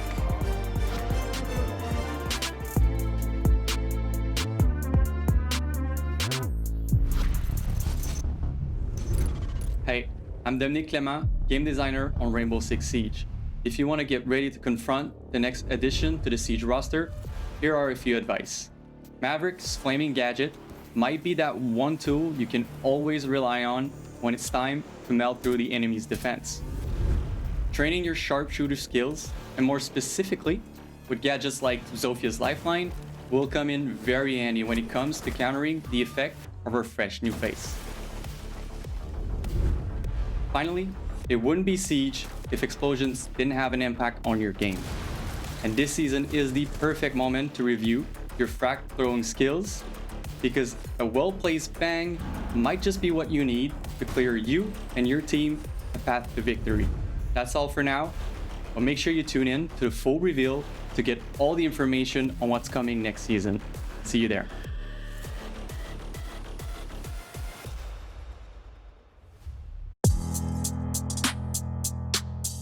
Hello, my name is Cizin and I play for Sonics, and today I'm going to be playing Drone in the Unknown. Oi, sou o JV92AW7M e hoje eu vou descobrir os drones aí que... Hi guys, this is Boys from Team M80 and today I'm playing Drone in the Unknown. どうも、スカーズ所属のピョンです。Drone in the Unknown. My map knowledge, pretty good I'd say. I've been playing this game since I was like 11. Eu acho que meu conhecimento de mapa é bom. Eu sempre posiciono uns dronezinhos aí pra galera matar. É, isso aí é fora do mapa do arranha-céu lá, Skyscraper. That is a dragon on the map Skyscraper. The architect is giving it away that it's Skyscraper. 高層ビルだと思います。I can just tell because of the kind of sculpture. Acho que você está todos, né? Tá fácil. Isso aí é mole. Wait, what? うわ、むずい。見たことないけど、なんか見たことある。I see a book. I'm pretty sure it's cafe. Isso aí é no café lá, pô. Isso aí, esse livrinho aí, ó. É no café. Café. Yeah, this is Skyscraper for sure. I say we're pretty good at cafe, yes, I know that map. Yeah, okay, nah, got that one wrong. I see some anime books. I don't know what anime that is though. I want to say Skyscraper because I see like kind of the pattern on the wall. 背景。壁の。Do lado da suíte lá, do Sky. Skyscraper. That's Skyscraper. 5 de 5 é muito fácil, cara. Isso aí, ó. Dá pra ver tudo, pô. 待って、どこだ? Yeah, I'll just go chalet. I have no idea. It's so easy. Yeah, fronteira, border. No... Arquivos? Border. This is, I think, border. I think it's in tellers. もう分かったのは、上の。The same thing here. I recognize the pattern in the ceiling. Essa é difícil, pô. The radio, I could tell just because of the knives and the stuff in the background, so quite an easy one. They both have radios in the map, so it's Nighthaven or Consulate. Vou chutar chalé. Basement on Clubhouse. Nighthaven Lab. Yeah, I'm gonna just say Consulate Garage. Wow, okay. I was completely wrong. I just got done playing Drone in Unknown. Had a lot of fun playing today. 全問正解。私だけでした。 And yeah, see you guys at the major. Torce pra W7M aqui, ó. Ó, vamos em busca do bicampeonato.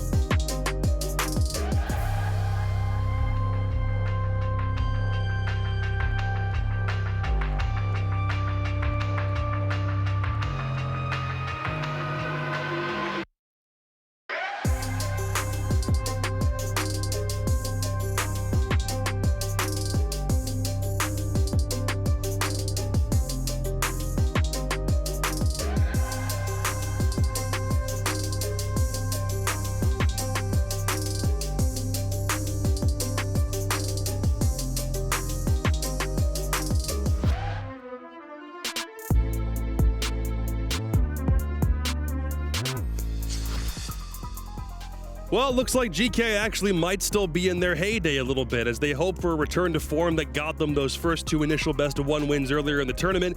As they knock off Wolves on their map pick, they waltz right into Nighthaven and take it straight away from the French 8-6.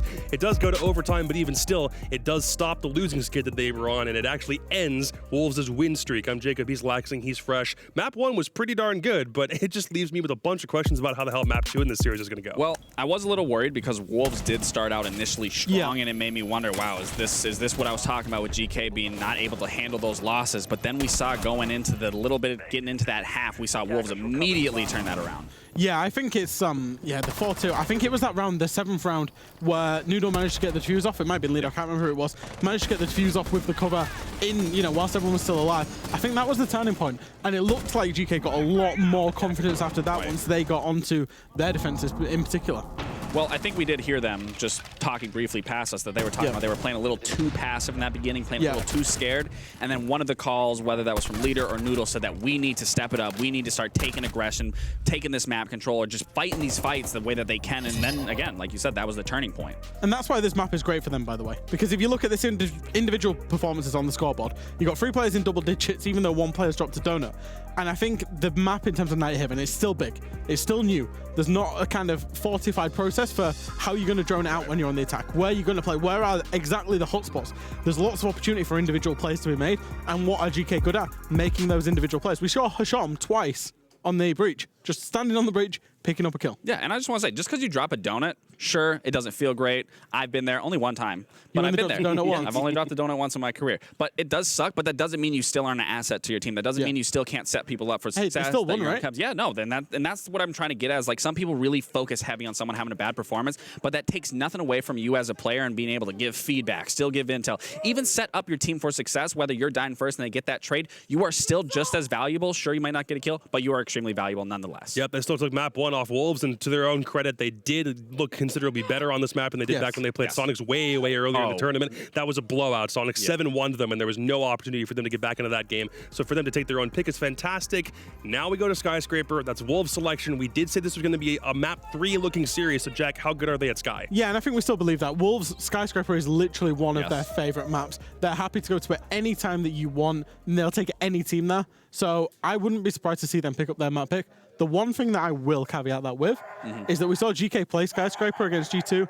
They lost it, but they arguably could have won it. It was getting very close. It took a big G2 effort. And that's what I'm worried about too, is GK, they will not necessarily worry about GK, but more worried about Wolves, is GK was close to beating G2. They did have that initial start against G2 and coming away with those rounds, but they did come up short and did lose it. But I do believe that they are going to fix those mistakes and why they lost it to G2. And now with Wolves, I mean, I wanted to know if Mowgli was going to keep this gas going and see if there was still anything in the tank. And clearly, he's still doing it. He was at the top of his leaderboard. So I think if Wolves does really want to scrap this game and come away with it, everyone needs to be getting out of Mowgli's backpack.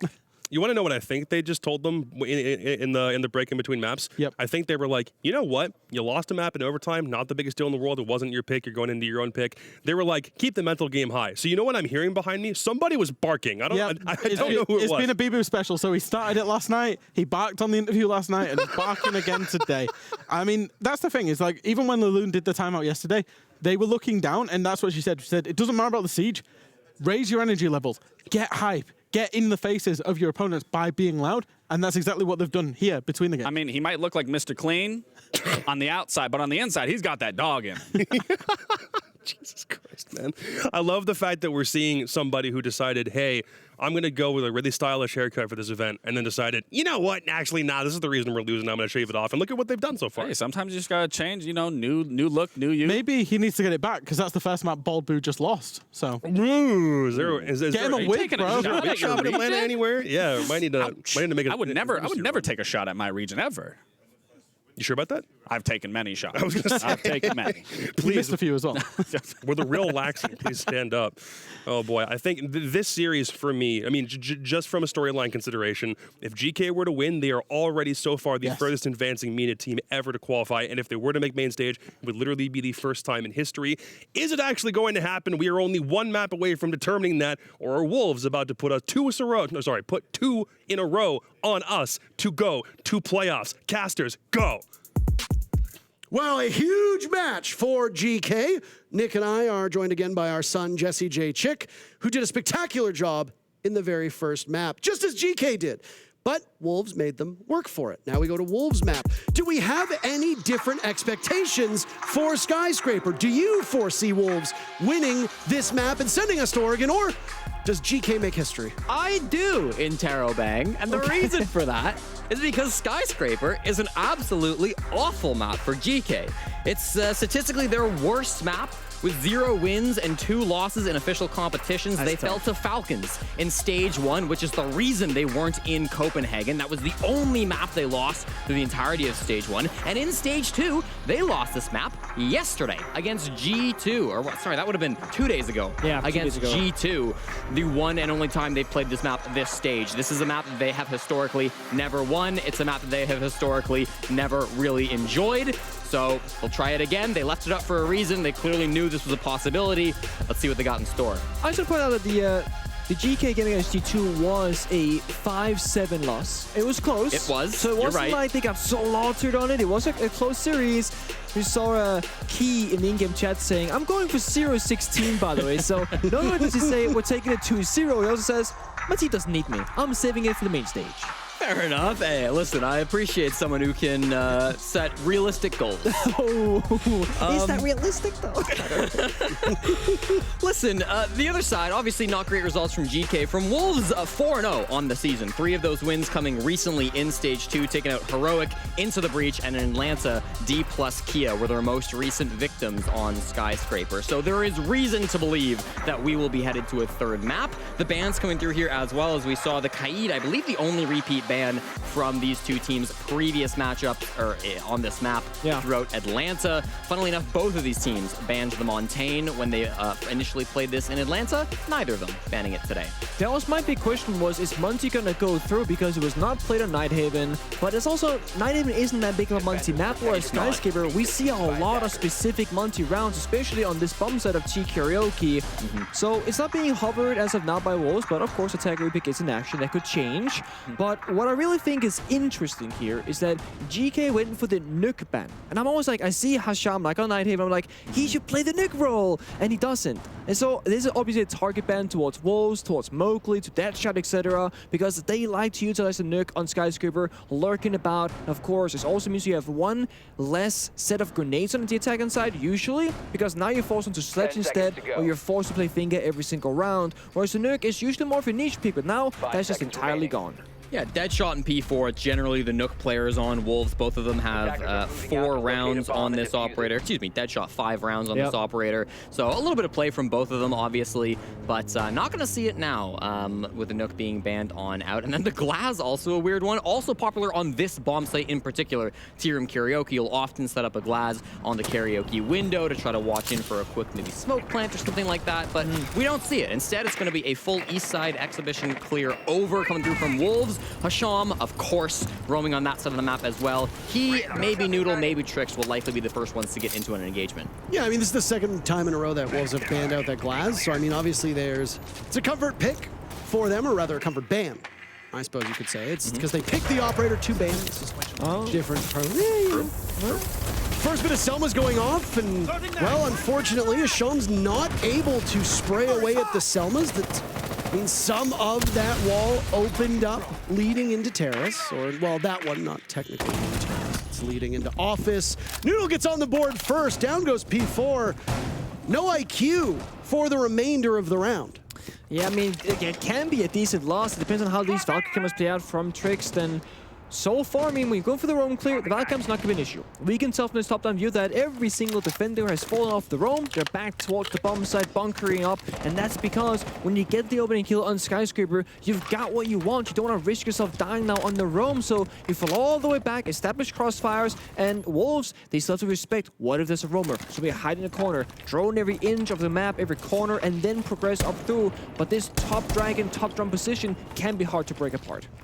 Nice full opening pick. Hasham's given up nothing sitting inside of Drum. You know, he was playing inside of Office at the very start of the round, fell off very early, left Noodle kind of alone. Kind of very good that Noodle got that pick, because there would not have been a trade if P4 had actually won the gunfight up against Noodle. They're going to focus their attention over towards Geisha, and a bunch of frags coming in for GK. Wow. So much for their worst map.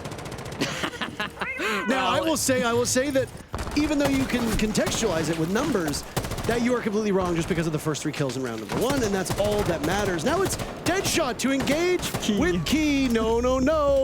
Can Key get the final kill? Deadshot will have to reposition now.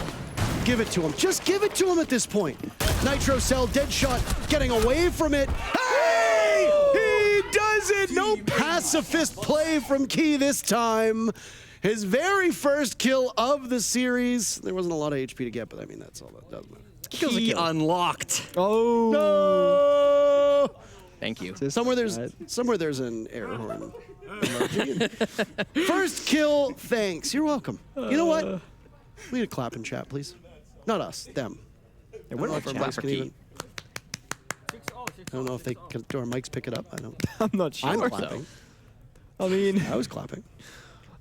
GK bad on Skyscraper, supposedly, statistically, but they start defense. And I feel like I hate to be like, oh, defender-sided map, blah, blah, blah, whatever, but it is incredibly difficult to attack on Skyscraper. It's hard to get in, it's hard to pick up out at the middle section of the round, and the bomb site itself is also, for the majority of the bomb sites, besides Master Bedroom itself, which is rarely played, they're very strong. So there's no kind of easy part for the attack. Whereas, let's say you're doing a clubhouse basement attack, it's easy to roam clear, it's hard to hit the side. It's always hard here. Yeah, and I really do like the playstyle switch up from GK. We saw in Nighthaven, again, I'm going to focus on Hasham here. He was so often wanting to play in those aggressive positions. Even if he gets droned out, he re-swings. He gets more into your face. He's not wanting to fall off. That round, he fell off immediately. He was gone out of there. And for them, I think that did waste a lot of extra time from Wolves because they were expecting somebody to be there. Noodle was there, obviously, and he did find that pick. But even after that, Noodle got out of dodge. Wolves spent a lot of time just droning on that side of the map afterwards, trying to find a pick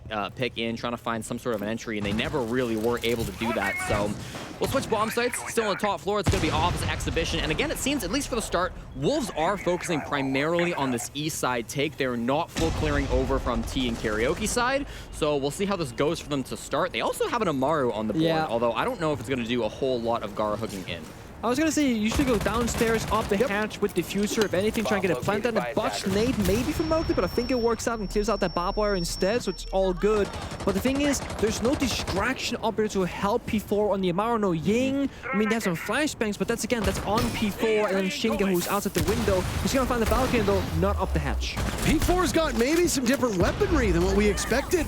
He's got that supernova shotgun. Nitro Cell goes out, almost killing P4, not before Noodle had taken a near mortal beating as well. Mowgli knows somebody is inside a drum, but he turns tail to run away as Noodle and Trix get on the board.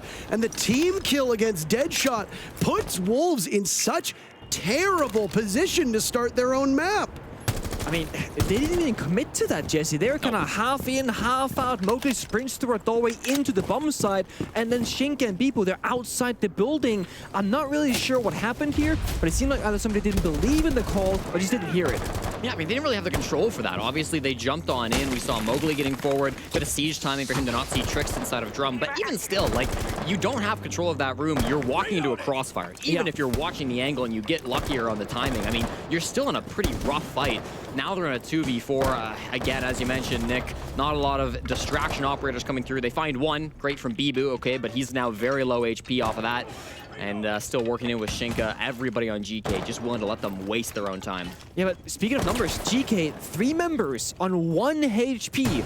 All of a sudden, this looks very winnable, but it has to be Shinka most likely to find those kills to do that damage. He's on Thermite, not your typical clutch operator, but he can get it done.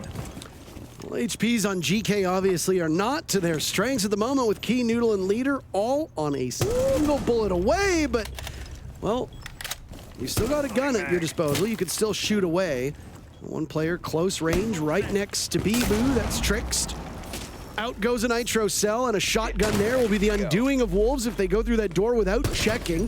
Now Bibu hopefully waiting for something now down below, missing most of his opportunities. Trix to swing, 3 kills, no deaths. Can he make it a 4th? On the stairs he does indeed. GK up 2-0. A lot of faith in Trix in that 3v2. They just let him handle the 2 players over by the house stairs. The 2 Brits staying back. They're on low HP. They know the time's very low. Even if he gets one kill, delays some time, they're like, Trix can handle this, okay? We're going to chill. We're going to win on time, even if he does go down. So they don't help their teammate, but it's fine. He's got a shotgun close range. They hand it out very, very nicely. Yeah, I think that push was sloppy. Nick, the very start of the round, you said it. They don't have any of these distraction operators. There's no Ying. There's no smokes. That's typically what you see with that push, and it just wasn't there. Instead, they jump on in and get slammed. I mean, they got absolutely slammed, and when your coach calls a tactical timeout when you lose the second round, you know something's going really bad. Some problems. There are some minor problems here at play, yeah, and I think this must be like a mentality thing and communication thing, because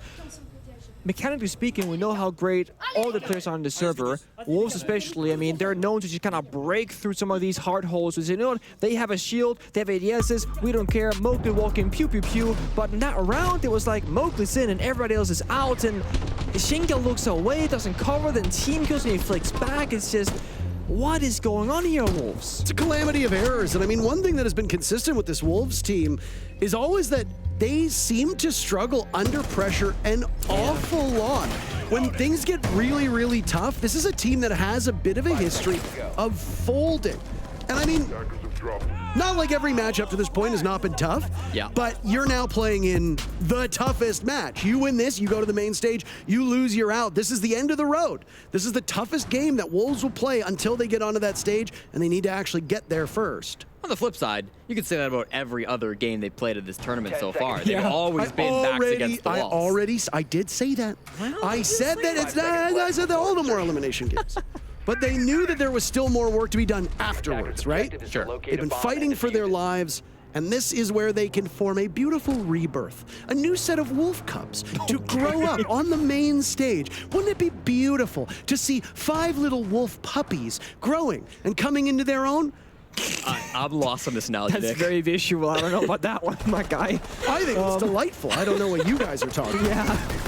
Well, in that case, I hope they make it, Parker. But you're right. I mean, Wolves, they've made every single major under this organization. Even made the previous event on the Vitality for the changed. Yeah. But they've never made it past quarters. And sometimes, more often than not, they go out doing groups. So them exiting here at the tail end of the second phase would be right on where they usually exit, unfortunately. That's Barbecue Kitchen for round number 3. Wolves, after their tack timeout, are going to be trying to clear quite a bit of the map there again, kind of mostly entering from the Office Exhibition side. We do see Noodle in a bit of a cheeky spot. Hasham Oh my God, he's in the toilet. Down in the toilet, as you say. There's some players down there with him, too. I think that's P4 running around on the bottom floor. Yes, it is. He seems to have absolutely no idea, and he's making a lot of noise. Might be fresh meat. I mean, the thing is now that you gotta play that middle line, you wait for enough time, just go for the kill. No mind. Bye-bye. No mind. I mean, often players will hide in the corner for as long as possible, go for a late round flank, cause some chaos in the server, but instead, you know, a free kill's a free kill, and now you see Wolves kind of running back, saying, okay, now I guess we gotta deal with Hasham, but where is he? Sledge above the check, open the hatch, open the floor, but the droning, the intel from Wolves, only 4 drones left, it's really lacking in this round. Hasham is still in this position by house. We got swung on and targeted from multiple angles. Bibu collapsing on him, as you saw those nuisance operators that you talked about in the previous round being absent get brought, at least in the hands of Dokkaebi, which, with her ban rate being what it is, she can have such influence on these rounds, and immediately it pays off when she gets brought in round 3. Okay, so I like that clear from Bibu. The only problem is now there's about a minute left. Yeah. All the defenders are in the west, all the attackers are in the east. So they're making that move over now. We've seen Shinka kind of rotate over to Geisha, getting that open. We're seeing him now on the restaurant window as well. Trix taking some damage, so this is potential. Trix is, of course, up there on the top floor. This is gonna be, it's gonna have to be explosive, honestly, if they want to clear this out and make it happen fast. Yeah, they don't have the Dokkaebi phone calls either, so they gotta do it just kind of going in with the guns blazing. I mean, they have, again, 4 drones, but they need all 4 members with the manpower to move into the bomb side. They don't have the intel here. They gain it, at least on the position of that player inside. of barbecue. Leader taking one down with him before he's traded off right away. Now a swing onto Mowgli from Key, who's performing much better on Skyscraper. Tricked on stairs will have to work with Key as Bibu hunts him down, but the time is just not there. There's nowhere to go unless Shinka can get that diffuser down. He attempts it, but he's on 0-0-0. And Trickst will get the final 2 kills.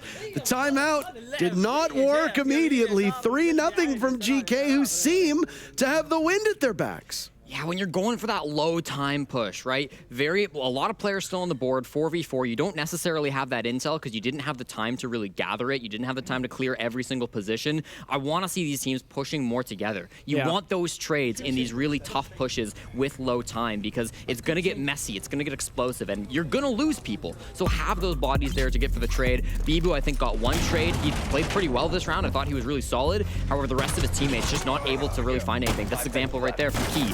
With the SMG-11, took down a frag. Was there anybody there with the Flores? Absolutely not. And that's the thing, it comes also down to like utility spending, right? If you spend all your utility in the first minute of the round to clear 1 guy out in the roam, Hasham on the Solace, you don't have anything else with the remaining 4 defenders, the remaining last minute of the round. And for the most important one, the bomb site itself. So if you have people on Dokkaebi and you use both calls to hunt down 1 player, I mean, imagine you had 1 or 2 calls of the bombs that execute. You can walk in without the drones, you can hear where they are, go for pre-fires, and have a more, let's say, more confidence going into it, because right now Wolves, they don't look all that comfortable nor confident. I mean, they're running in the building, they're dying pretty early on. Mowgli's 1-3, Tetris 1-3, P4 is 0-3 as is Shinka. It's Bibu with 4 kills, but half of them are kind of exit kills in the round, so they're lacking early game presence right now. They're getting shut down very early on. P4, don't want to mention it, but I'm going to. 0-3 after really struggling the last map as well. Especially in those early rounds, right? When he's in those early engagements, we need to see him performing. We need to see him stop getting caught off guard. Hopefully this is his turnaround. He's going to be playing kind of up towards this top floor, alongside Mowgli actually very nearby. Noodle bottom floor, he was roaming up towards the top of house stairs. He's now down at the bottom, trying to make a bit of a play, trying to be a little bit more sneaky, but he's in a bit of trouble here. If he can't get out, runs up to his mute chamber, turn off his phone, fair enough.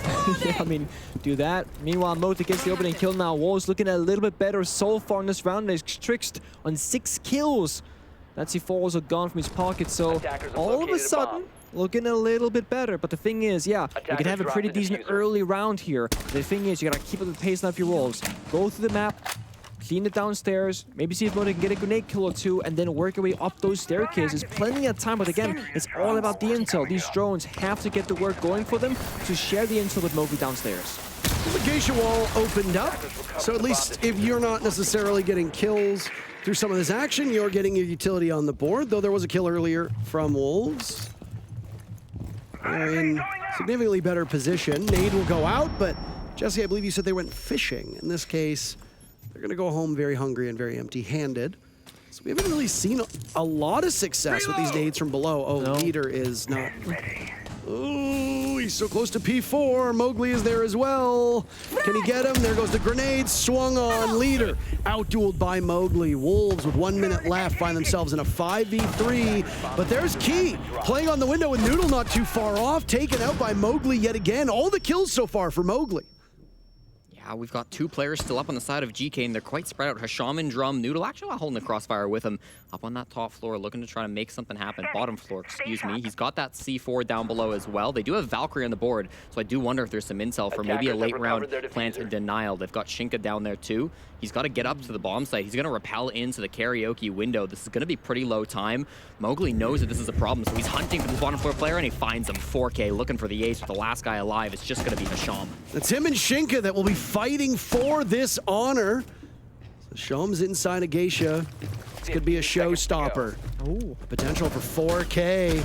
If he can fight it, but Mowgli softens him up, still in the hunt. An ace for Mowgli, and Wolves get on the board finally.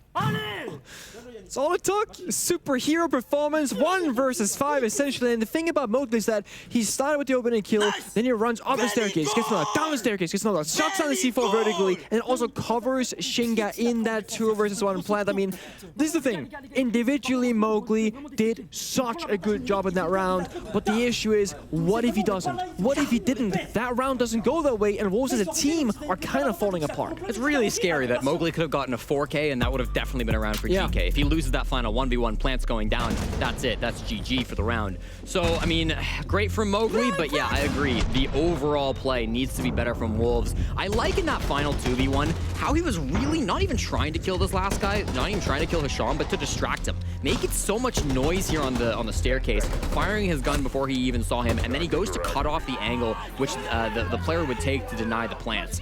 That's really nice to see from Mowgli. It's not even just the gunplay, but it's the individual decision-making and the micro. That's great to see. And the other thing that's good to see, they're yelling. They're loud. The vibes Wolves win when they're loud. We've seen Lailoon literally take timeouts for this tournament, literally just to say to her boys, listen, we got to be a little bit louder. We aren't bringing the energy here, because when Wolves are yelling, when they're having a good time, that's when they've seen the most success. Yeah, and I do want to take back actually, like, I didn't realize how much P4 helped Mowgli in that round. He was IQ sprinting in front of him, actually enabling Mowgli to get those kills. So yeah, Mowgli did all his job, but he did have support this time. So I do want to take that back. Wolves they don't seem like they're falling apart. They seemed better in that round. Okay. Well, here we are, our office exhibition once again. No Amaru this time, going to be maybe less of an explosive execute, but it still feels like a pretty direct take. Most of the players on Wolves starting over on this east side. Doesn't seem like they're going to clear from Tea Room and Karaoke. Perhaps down below, as we do see the drones down there in P4 as well. But taken out from the house stairs. Key so good there. No, we missed an opportunity to see P0-4. Now he's P0-5. Mowgli just couldn't use the adrenal surge fast enough, and now using it and getting out-dueled by Key, whose 5th kill is doing excellent work, second only to Trixt on the team. Shinka also looking for a first kill. Combined with Deadshot, that's 3 players with only a single kill combined. Key will potentially bleed out, but Bibu's last alive with 1:45 to go. And Trixt will just soften him up. Oh my, maybe the wolf cubs are already here, and that's why they aren't as strong as grown wolves? Maybe that's possible. Maybe they had the wolf puppies too soon. This analogy, you're really... Somebody tweeted at me and said they liked it, by the way. That's all that matters. That's the justification I need. Good job. I saw the alert pop up, and it was like, for the record in Taro, I loved it. And I was like... No. Go! You and your one-man army, that's all there's going to be about that, okay? There are dozens of us. Just one. Just one. I mean, you go from winning Mowgli ace, you know, convincing round, you know, in that regard, to kind of getting stumped in this one. And it kind of falls up again. Very early deaths from Wolves, so they don't take the time they need. Mowgli didn't win that second gunfight. All of a sudden, Key gets like 3 kills now because of it. So these very small 50-50 gunfights have way too much impact, I feel like, on the side of Wolves. When Key wasn't in the server, when he was dropping a donut, we saw an incredibly close 8-6 game. When Geekay are playing 5v5 and not 4v5, it looks disastrous for Wolves. Key played so well in that position. Obviously, the C4 coming through, the shotgun play, the long angle, or the SMG-11 angle, down to the player at the bottom of house stairs. Absolute performance coming through from him, and what we're seeing from Wolves, that was their second direct take on that bomb site. They never got the chance to go for the full clear. If we see this again, maybe in overtime, I wonder if that will come out, but for them now, they've just got to put that bomb site to rest, put it in the back of your minds. You've got one more round to attack. It's Barbecue Kitchen. Good luck. I mean, this is... I'm gonna copy a little bit. This is attack and silent skyscraper for Wolves. If they can get the 2-4 half, just by themselves, a little bit of wiggle room when they get that side swap comes through, I think they might be okay. But going down 1-5, you're gonna be in the back of your head going, guys, this is not looking good, and if we make a single mistake, we're out of it, basically. We're staring down match point at least. So the risk assessment changes, but Mowgli so far is still keeping it up, applying pressure onto Hisham, and Jimmy jumps in the window. Gets the kill, takes advantage of that adrenal surge. Not good enough for a second, though. Noodle trades him out immediately. And Nick, further to your point, not just a 5-1 for GK, but a 5-1 where you've got no parachute. Because you had to use that timeout so early on, Wolves will just have to roll with it. The only way they could presumably do a timeout would be the SQ timeouts yesterday, where if you saw, it was used repeatedly in that match, where Sonics were consistently in a bad position, and then they would just have Grixer go and sit and wait and talk amongst the team. Now, you can't talk to your coaches, but you still get to talk to each other.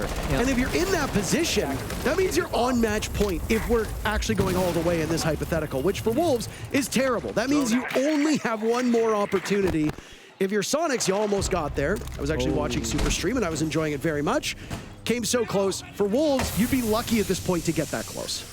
Yeah, this is a tough spot, right? You've now lost your second body, and it was a little bit better than the first round. They had a bit better time pushing in this 4v4, but losing that body of Bibu, man, that is really, really rough. The top floor will be a little bit given up by the side of Geekay. They haven't fully given it up. They've still got Noodle up there. We've got the smoke up there, too, from Key, so they aren't giving it up. But they have retreated out of Geisha. They're not playing so aggressively inside of here anymore. We're finding that out on the side of Wolves here as Deadshot walks in, and the plant's going down from Shinka. How does Shinka have the map control to do this with so many players up from GK? Or are they just simply not aware? Deadshot eliminating Key. Now it's P4. Still looking for his first pick, but Deadshot is so good. Diffuser doesn't go down. Noodle goes huge with Leader there in tow. It's Noodle and Deadshot in a 1v1 with 30 seconds left. Leader might be retrievable, but it's hard to say at this point. I think the play for Noodle is to just simply wait it out. Only 20 seconds left. Attackers recovered the Diffuser picked up, and possibly in the corpse of Leader, the Diffuser goes down. No. Deadshot will reposition towards that barbecue door. Noodle could play off of this. Pros don't fake. Deadshot wins it all. What an absolutely inhuman effort. Still some life for Wolves. They needed that. Mentally speaking, confidence speaking, they needed that so badly. Now there's a bit of hope in their eyes again. They get the 2-4 half, they go to that favorable defensive side, and they can maybe, just maybe, pull back this comeback and go to a third map. But if you're GK, you don't really mind this too much because that round should have never gotten that close from their side. They really brought it back to that 1v1. No, I'm nervous now. Maybe it's copium, but not only do we have them going to the favorable side, not only do we have Wolves fired up and going with that energy that we've seen work so well for them in the past, but the statistics for GK on the defense are also not great for them. GK have the worst the worst attacking entry, I meant to say, coming through here. They are attacking for the second half. The worst attacking entry out of any team in Atlanta. They get the opening pick just 29% of the time, and that may be okay if Wolves aren't great at capitalizing off that opening pick. But Wolves have an 83% defensive entry conversion. That means if they get the opening pick on entry or on defense, they win 83% of the time. This stat may come back to bite GK. Obviously, this is against other opponents. This is maybe a small sample size for some of these squads, but they did both play in the play-ins, and those rounds are taken into account. So for Wolves, that's kind of the light in the tunnel. You are down 4-2, but the stats say that this is a much better site for you because of the map, because of the entry statistics, and because of the momentum that they're bringing into this round. So I'm not worried for them yet. This is their map pick. They should have good defenses on Sky. Anybody's game still to play. No, it is. And while we got this technical time, I just want to talk about the fact that I spoke to Valentino from Falcons back in Mana. And I was like, I'm missing you this event because, he was showing up and he was becoming like a stable, And then it was always been GK and Falcons domestically always being first and second, back and forth. And Valentino said, you know what? Well, how well GK are playing, I'm not even mad that I'm not there because they're representing our region so well, putting on such a good performance, and he believes they can make main stage as well and represent their region in the quarterfinals. I mean, it'd be a story. That would be a story. Right? The first time in a major, we saw Falcons attend a major for the first time back in Copenhagen. Now we could see GK attend top 8 with a crowd behind them at a major. And I got to imagine, unless they're playing some NA favorites, this team will get the crowd behind them because an NA crowd loves the underdogs. Absolutely. I mean, I don't watch Twitch chat while I cast. None of us do, actually. But we can always go back and rewatch this portion of the broadcast. Chat, would you cheer for GK if you were here present in Atlanta? Yes or no? It's very simple. Woo! Nick's already cheering. I'm cheering. I also like to... He's a biased caster, though. I do. I'm always biased for everything, apparently, right? But no, I think building the future of the game for both like pro players, up-and-coming teams, orgs. I think it's very important for the longevity. Yeah. Let's say it's always G2 Dark Zero. They both, retire, get new players. Troy disappears. I don't know, disappears. Like, who do we care about anymore, right? We want to get Troy these new disappears? boys. No, he's inevitable. He's always here. What do we do to make that happen? Too many overtime games. I only say this because he watched our TriCast 2 days ago and he said I look like a grandmother. Well, that was really hurtful. I think with my hair and all of that, I'm like Qui-Gon Jinn from Star Wars Episode 1 meets Cottage you're Core. not. I think No, that's no. Cottage Core Qui-Gon Jinn. That's is how I would describe my look today. Wolves on T-Room karaoke. Not a for their grandmother. First defense. Most importantly. Keep going, Jesse. No grandmas in the server.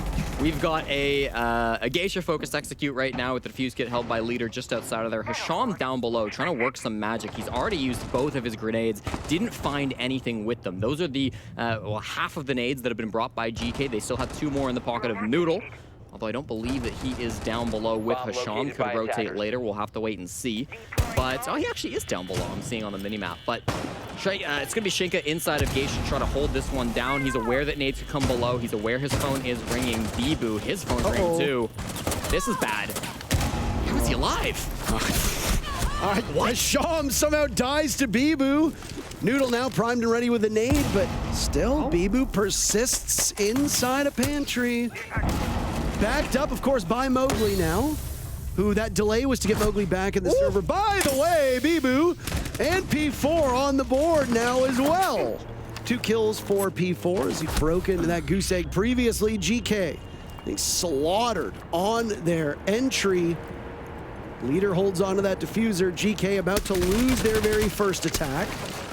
Does lend some credibility to the argument that you've made about this being a dramatically defender-sided map. Yeah, my goal there. And I mean, they were focused so heavily on people downstairs and they couldn't clean it up. So all of a sudden they lose 3 members in the process. Now it's all down to leader. On Thermite, breaching walls, droning, and now last man standing. And I mean, somebody please help this guy. He's fighting left, right, center, and downstairs. And P4 swings and gets the kill. Wolves, they got that final attack around. They're feeling good. And they also get their first defending round victory.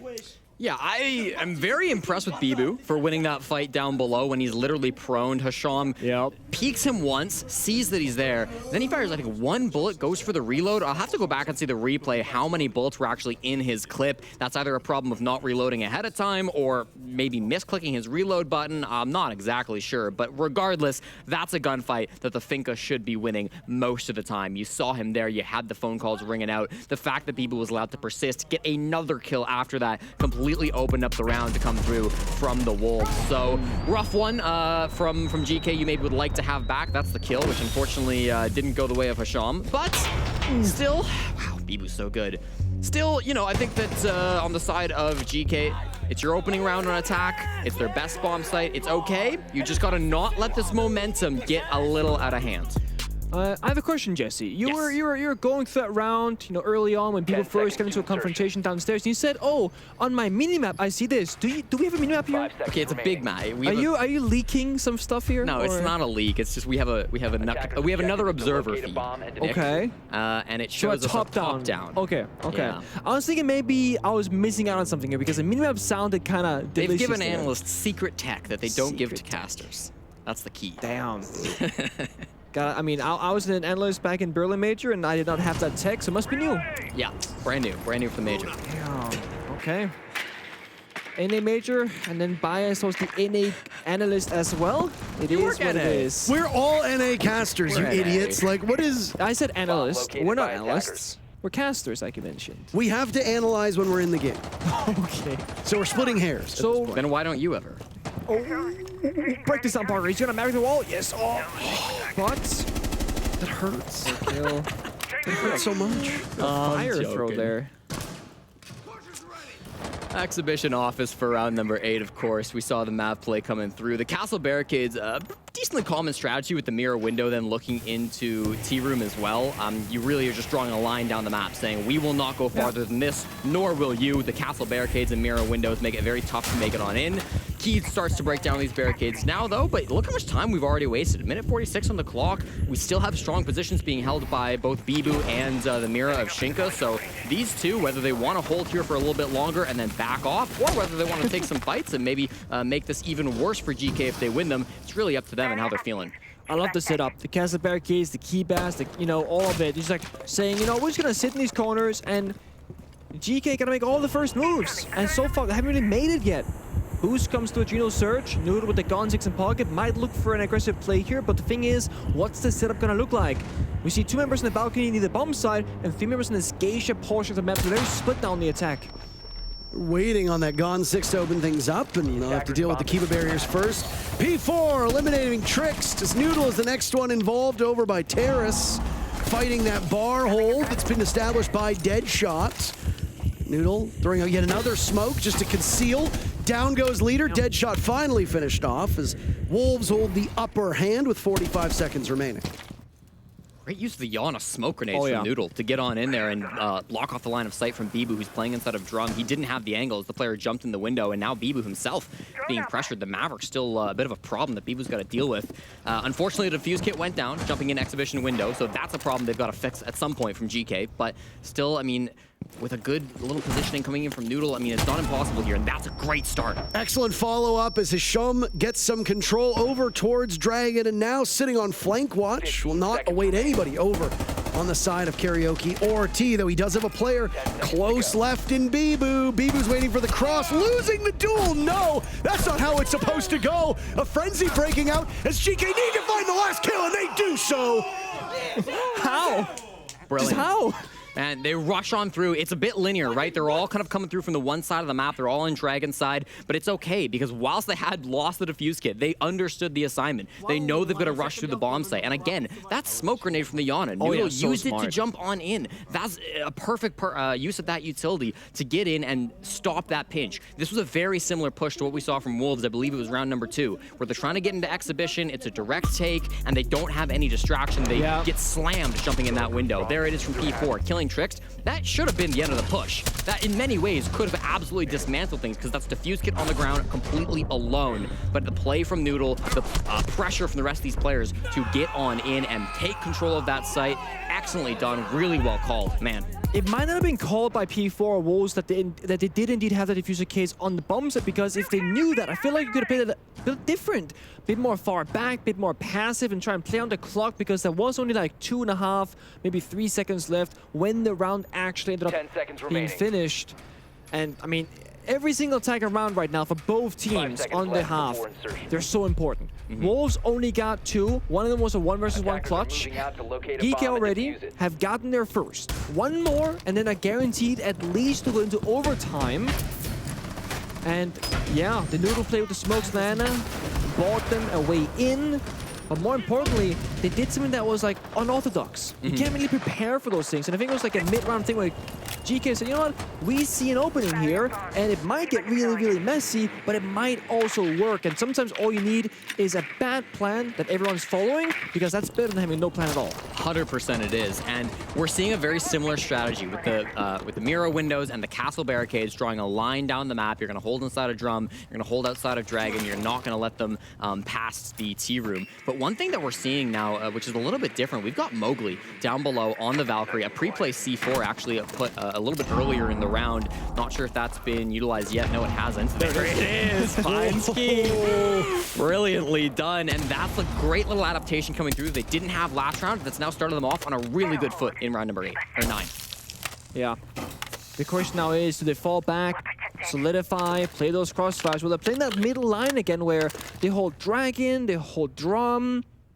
Just kind of waiting again. Oh, that is a disgusting shot from Bibu. Didn't need to take that risk, but he does, and falls back immediately to the bomb side. The thing with Wolves is that they're always capable of these individual heroics. I mean, typically it's Mowgli that we see doing it, but throughout the course of this entire event, everybody on this team has pulled it off at least one time. Maybe Shinka's not in the best position to do so today, but otherwise can absolutely make his impact known.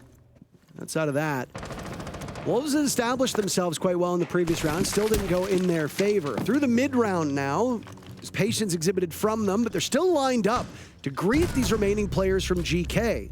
Not before Mowgli dies, though.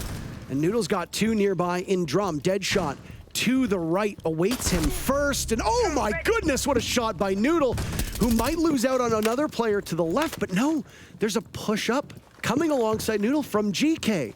They need to get to this bomb site quickly, only 45 seconds left. So Bebo falls back, but Deadshot sticks around. It's kind of puzzling where they play both sides of the coin, where either you play bomb site or you play the roam. Don't spread yourselves too thin. You got the 5v3. That's not back to a 3 versus 3. And we saw Geekay push this side successfully last time. They could try to do that same kind of thing again, but this time they also have Diffuser. They've got the cams, and there goes a logic bomb as well. Last bit of this operator utility now expended, and a perfect time to do that. Leader gunning down P4. 2 players from GK stacked up inside a Dragon. Shink is prepped and ready for that with a Nitro cell, but now falls off. Might play for the post plant. That leaves more on the shoulders of Bibu, as the diffuser will be walked in by Leader. Bibu by Bar, miles away, but Leader stops the play, and it gets dropped at the last second. Sloppiness from GK as they have no idea where these last 2 players are. Wolves win it as the timer runs out. Shinka with the C4 down below, Valkyrie cam in sight. That felt unwinnable, and I think getting off the defuse at the last moment was kind of GK recognizing, shoot, workhouse. They saw the mirror go downstairs. They had no opportunity to take her down, and so they know there's a C4 below us. We're on a red ping. Pretty unwinnable at that moment. Unfortunate that it went down that way because, as you said, Nick, it was a great recovery. I was a little bit shocked that they continued to pressure on from that west side. They really wanted to play inside of T-Room. They focused these kills. I didn't think that they would want to stick around after their Maverick died because, again, with Kivas and Castle Barricades and Mirror Windows, there's a lot here and you've lost a bit of your utility. But they do stick around. They get those kills for it, and they actually have a pretty solid push to come out of it. It's just unfortunate that the Valkyrie camera intel coming through from the end was just a little bit too much from Mowgli. Yeah, and Wolves, they understood the mission. Last time, they didn't realize what the objective was for GK, so they're like, okay, do they have Diffuser? Do they not? We don't know, so we're gonna find out, I guess. This time they knew they do have Diffuser, and they do want to get it down, but we have a C4. So again, communication was there for Wolves. They almost tied things up now, only down with a single round. But that's office now locked for them for the next 2. So they're going back to that T-Kirky bomb side, where things, well, if the roam works on Exhibition office, it goes pretty well for you. But if the Exhibition roam fails, that's usually what the attackers, they get the round victory. So this round kind of lives and dies on the roam and on the exterior more often than not. Yeah, and Mowgli takes down Hisham on the bottom floor of Rome, or sorry, on the top floor, pushing around there. Really nice to be able to take him down. The big thing, right, is that we do see Bibu down below instead of Kitchen. He was the big player last time they attacked this bomb site, but they've also got a really good extension over into Exhibition. In fact, almost every player on the side of Wolves is over on the east side of the map right now. Only Shinka and Bibu remain on the west. So we've got a lot of players extending over towards this. They want to fight GK early, even though they got this first pick. Some teams, they'd say, that's fine. We're going to back off. We're going to let them play 4v5. Wolves, they're hungry for more. I think sticking on is a smart choice. You gotta make them breach, kill some drones, then fall back because they know they can get more out of this. With Hisham being dead, with the finger being out of this round, you have a much more strong hold against this. The nades are gone, the adrenal search is gone, one of the lurk/injury players are gone as well. So why give them all this map control for free? Stick around for a bit longer. And Deadshot has been doing this entire series, never quite falling back, sometimes to his demise, but this time with support from his teammates. And they've got a bit of a cutoff coming through from the window too. We see Tricks down there, we see the Thermite as well, potentially going to catch these players. They've got to leave first, of course. Mowgli's kind of in this position, fighting against Key on one angle. Bibu is kind of with him as well, down below to try to support with a vertical angle. The smoke grenade comes out, we saw that earlier from Leader. Are they going to jump in and take something off of it? They're just working on the exhibition wall at the moment. They were looking for kills now. As Leader will stumble into a goo mine. We saw some damage done earlier. Multiple goo mines, in fact. Key reduced, but still upright before being finished off. It's the first kill as well for this Geekay squad. GK, and they get another now. Noodle is gone, as Wolves will add to their tally in a 3v2. Trixton Leader, last 2 remaining. P4 plugging a hole with that Kiba barrier. Trickst waiting it out. No utility remaining on his end. 45 seconds to go. Tough spot for GK.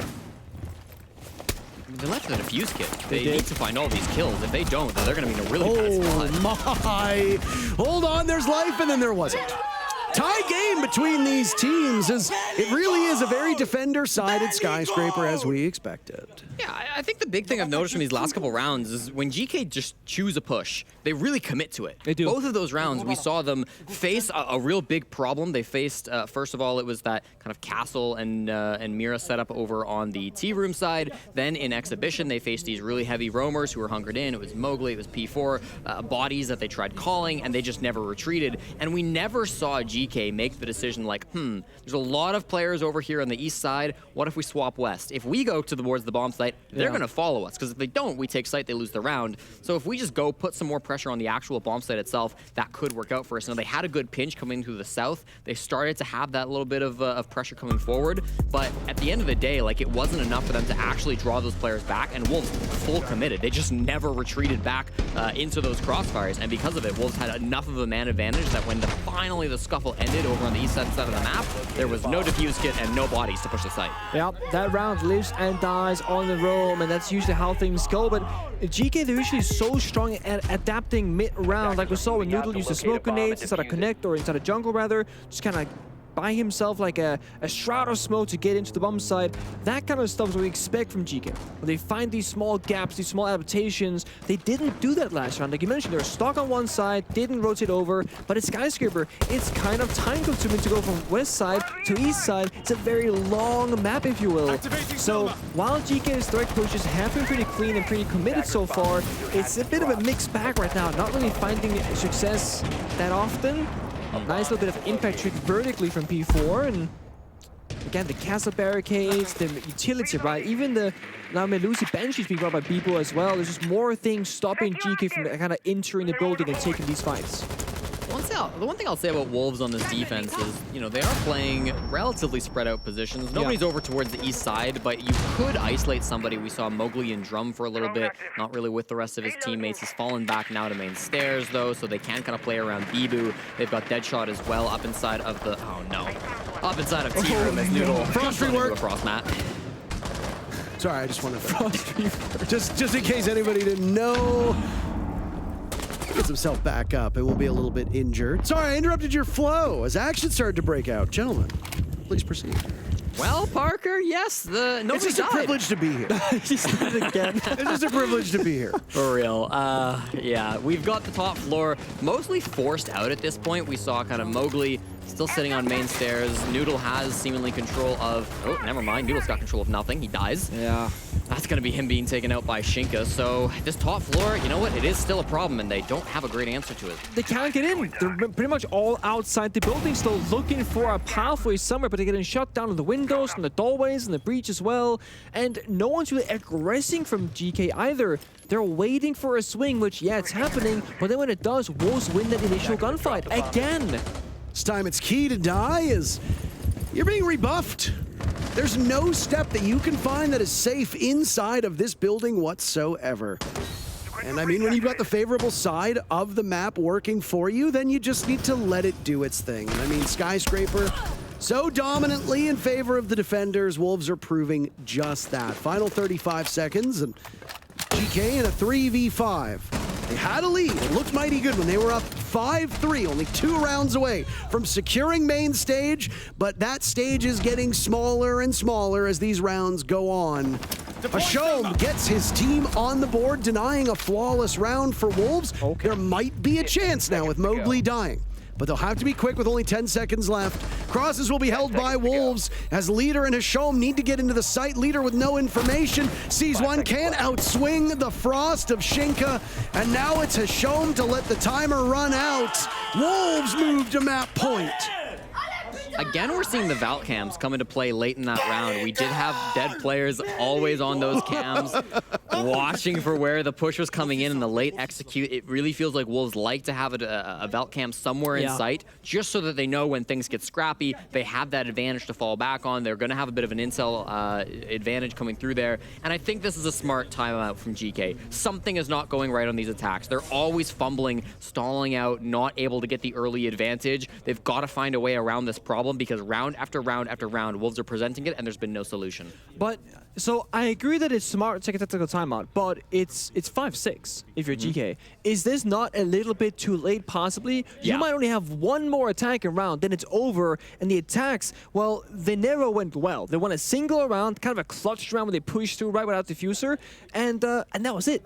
So they could have taken this 2-3 rounds ago and still been in that same unsuccessful position, but now they're just super unsuccessful, and if they lose this upcoming round, the map is done. And Wolves got that fire behind him too. Yeah. We saw Lailoon put up her microphone with like 10-15 seconds still remaining in that attack timeout. She was like, there's nothing I need to say. You guys are killing it. You're crushing it. They've got that momentum. They're getting loud, which again, that's what Wolves thrive off of. They thrive off that energy. So I think that they're in a good position. GK, it's really going to come down a test for their coach. Can they make this comeback happen? I said something many, many rounds ago, all the way at the onset of this map, when I made a comment about, well, the only way that Wolves is going to get a timeout is if things go really bad and they decide to just sit around, you know, and throw around.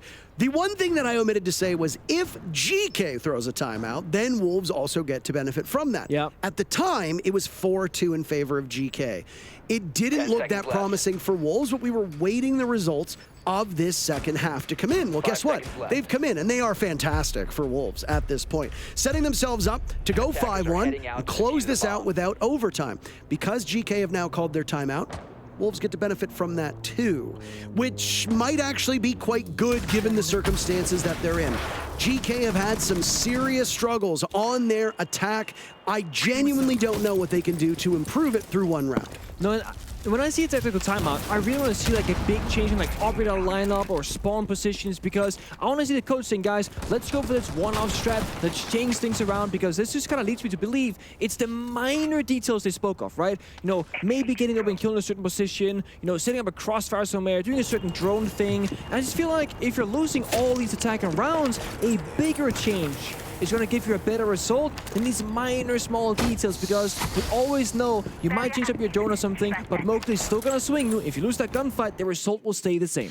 Yeah, I mean, we saw the Amaru at the very beginning of this round. We talked about potentially jumping up the hatch. I think that would be a good option here, but they don't go for it, right? They are going for a bit of a more direct take. We still have the Maverick over on this Geisha side who wants to try to make some kind of an impact. He's got Sledge with him, but the majority of this push, the defuse kit coming from GK, is by the bomb site itself. So it feels like this is maybe a bit of an early pinch, maybe two players who want to apply some pressure.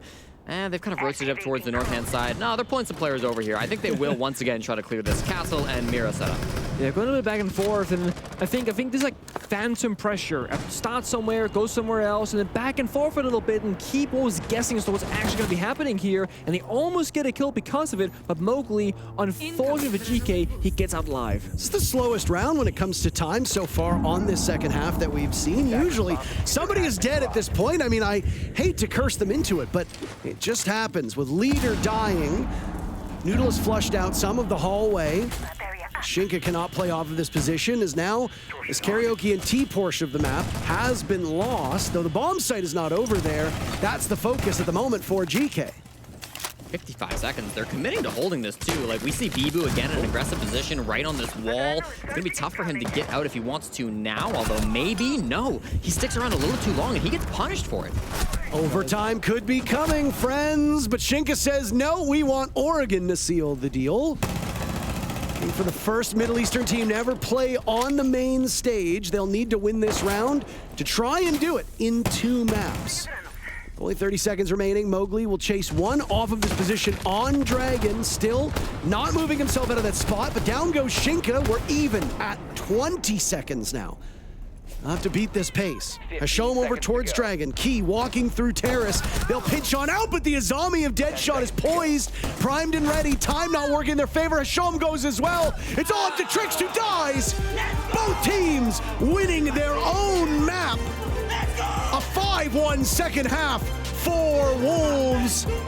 Oregon up next between these two teams as we will go all the way. Yeah, and Skyscraper defense was just the key to victory here. No matter which team was on that side, they won more rounds than the attack, and I mean, that guarantees Oregon at least, yeah. It's always been the weakness coming through from GK. These defensive sides, particularly when it comes to these attacking sides, when it comes to getting that opening pick, the early round attacks continuously the bane of GK. We've seen it throughout the tournament. We saw it here in this match. They need to fix it for Oregon. There was hope for it to be a 2-0, but that hope has vanished. Still a shot for GK, but it'll be a best of one on Oregon. Which of these teams qualifies for the main stage? We'll find out in just a couple minutes.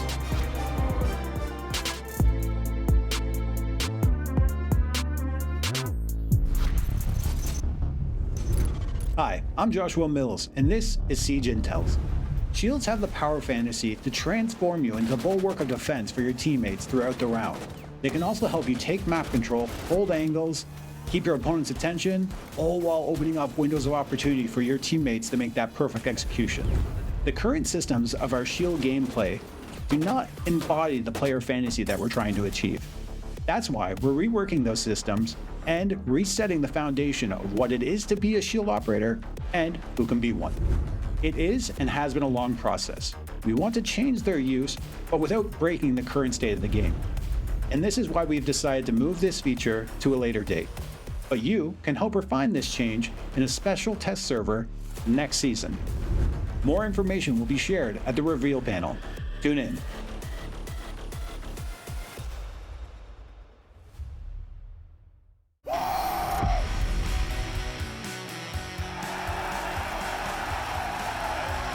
I want M80 to be one of the most successful and dominant esports organizations in the world.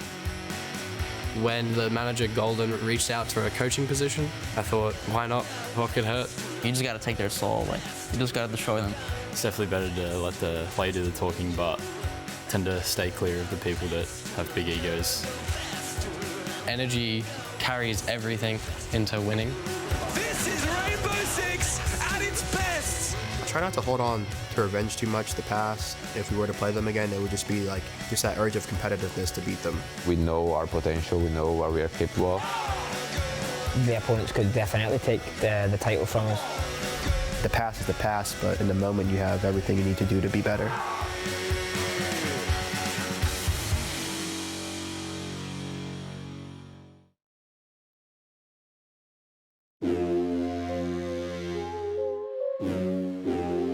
Hey guys, Gunnar from Sonics here, and today I'm going to be playing Siege Sounds. Hey guys, this is Iconic from M80. Hello guys, this is Felipox from W7M. スカーズ所属のフィッシュライクです。今回はCGサウンドをプレイしていきたいと思います。I think I'll do good. Not too good then. It's good. ピョンよりはちょっと下かなってぐらいですかね。Yeah, I think I have a good pair of headphones, and let's see. It's Oregon spawn. Okay, I know this one. Dog sounds? 犬の鳴き声が聞こえる。It's Kennel's clubhouse.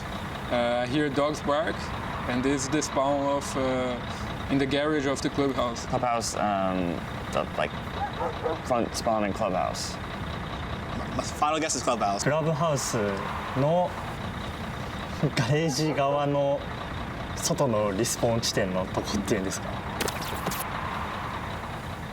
I'm right? Oh. オレゴン？オレゴン？オレゴン？一発目でダメだ。パーフェクト逃した。ち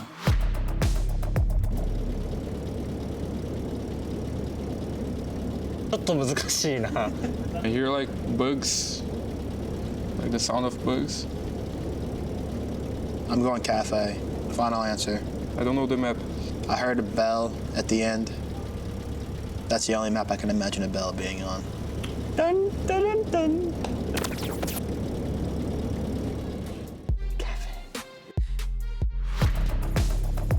What would this be?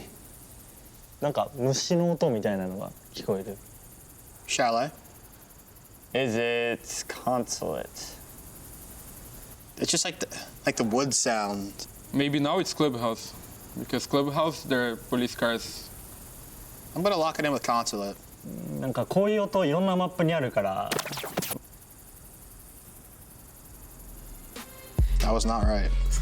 I never spawned there in my life, so I would never know that. Yeah? Yeah. There's no way that people get this stuff. Bank, locked in, loaded. Not sure, but I'll guess bank.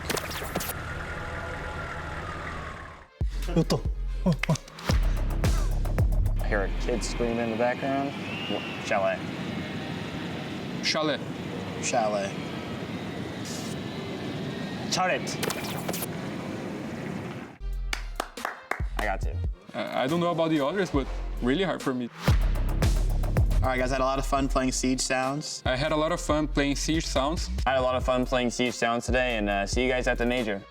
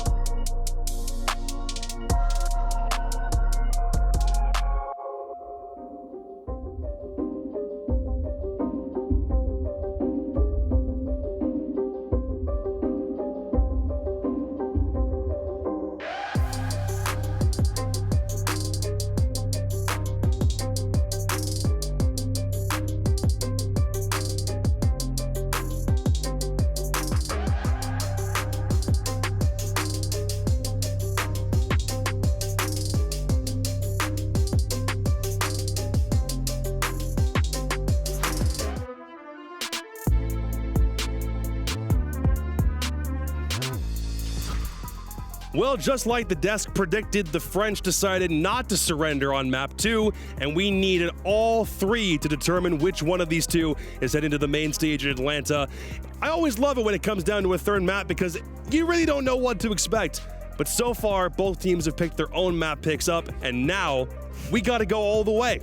Yeah, I mean, this is the what more can you ask for in a situation like this, that no team is giving up and laying flat dead on the ground?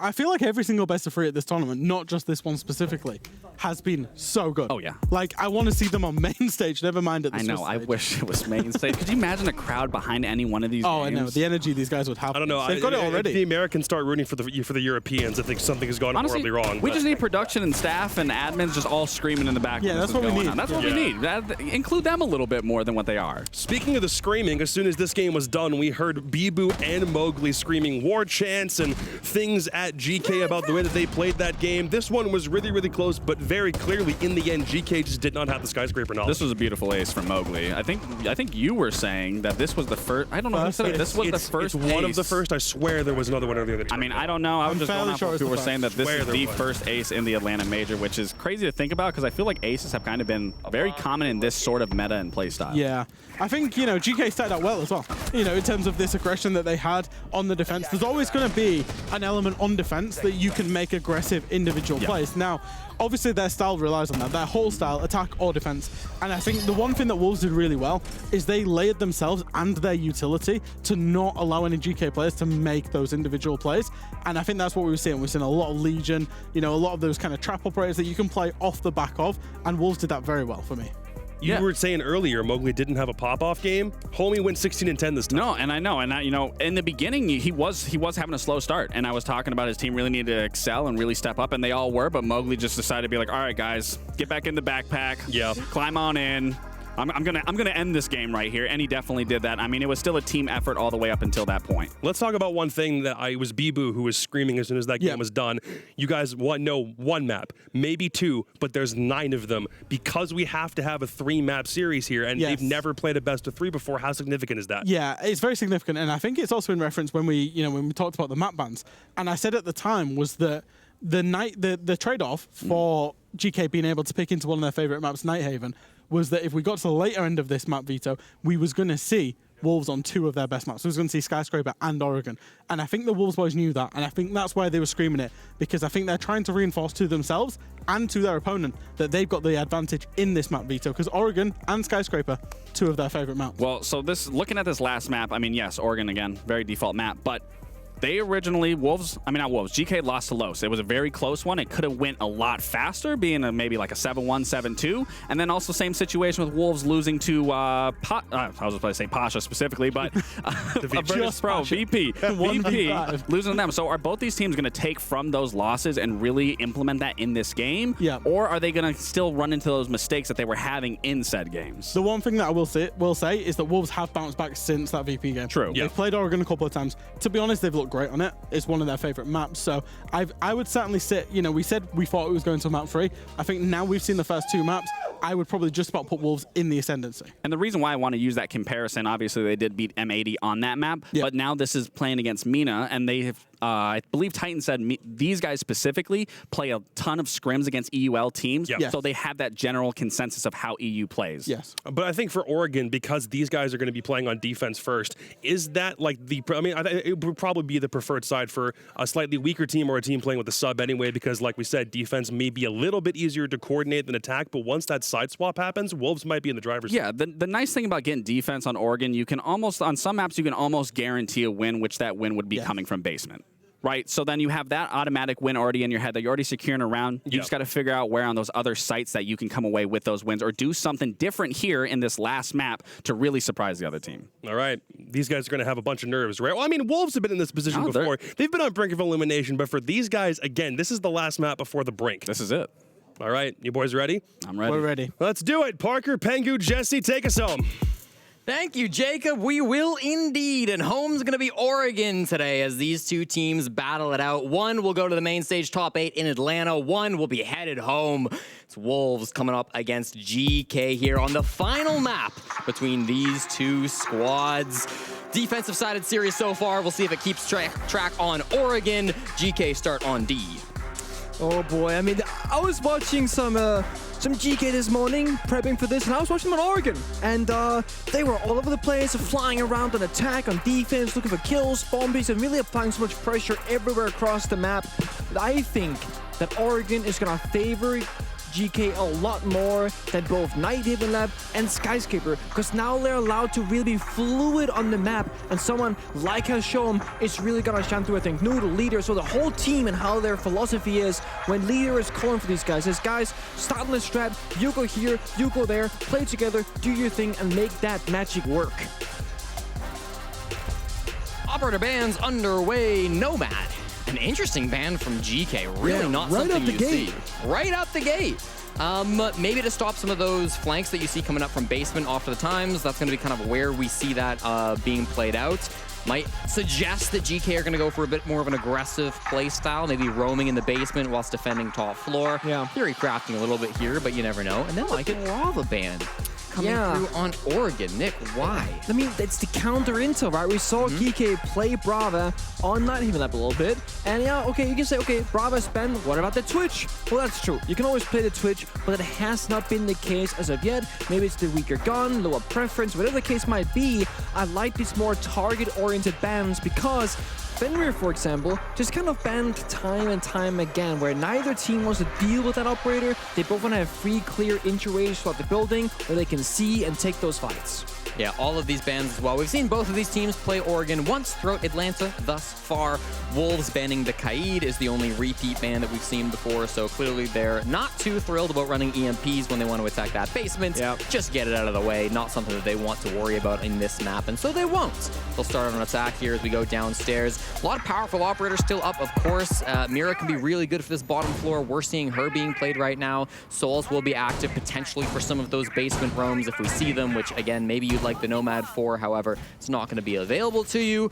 And otherwise, you know, we've got Valkyrie up, we've got Azami up. A lot of strong options coming through from both teams. Yeah, and like also an attack, right? When you see this basement stronghold of a site, when you're attacking, you're thinking Flores, Twitch, Ying, maybe a cheeky blitz every now and again. You need those kind of operators that can break apart the bomb site, because unlike on Skyscraper, this bomb site and this map in general, it does not live or die on the roam. It more often than not comes down to the bomb site itself in like a 5v5 or a 4v4, and attackers, they have that difficult job of problem solving all the way through. And we talked a little bit about defender-sided maps, and for both these teams, when they previously played Oregon, the maps were extremely defender-sided. GK had a 4-2 defensive half the first time they played Oregon. Wolves had a 5-1 defensive half the last time they were here.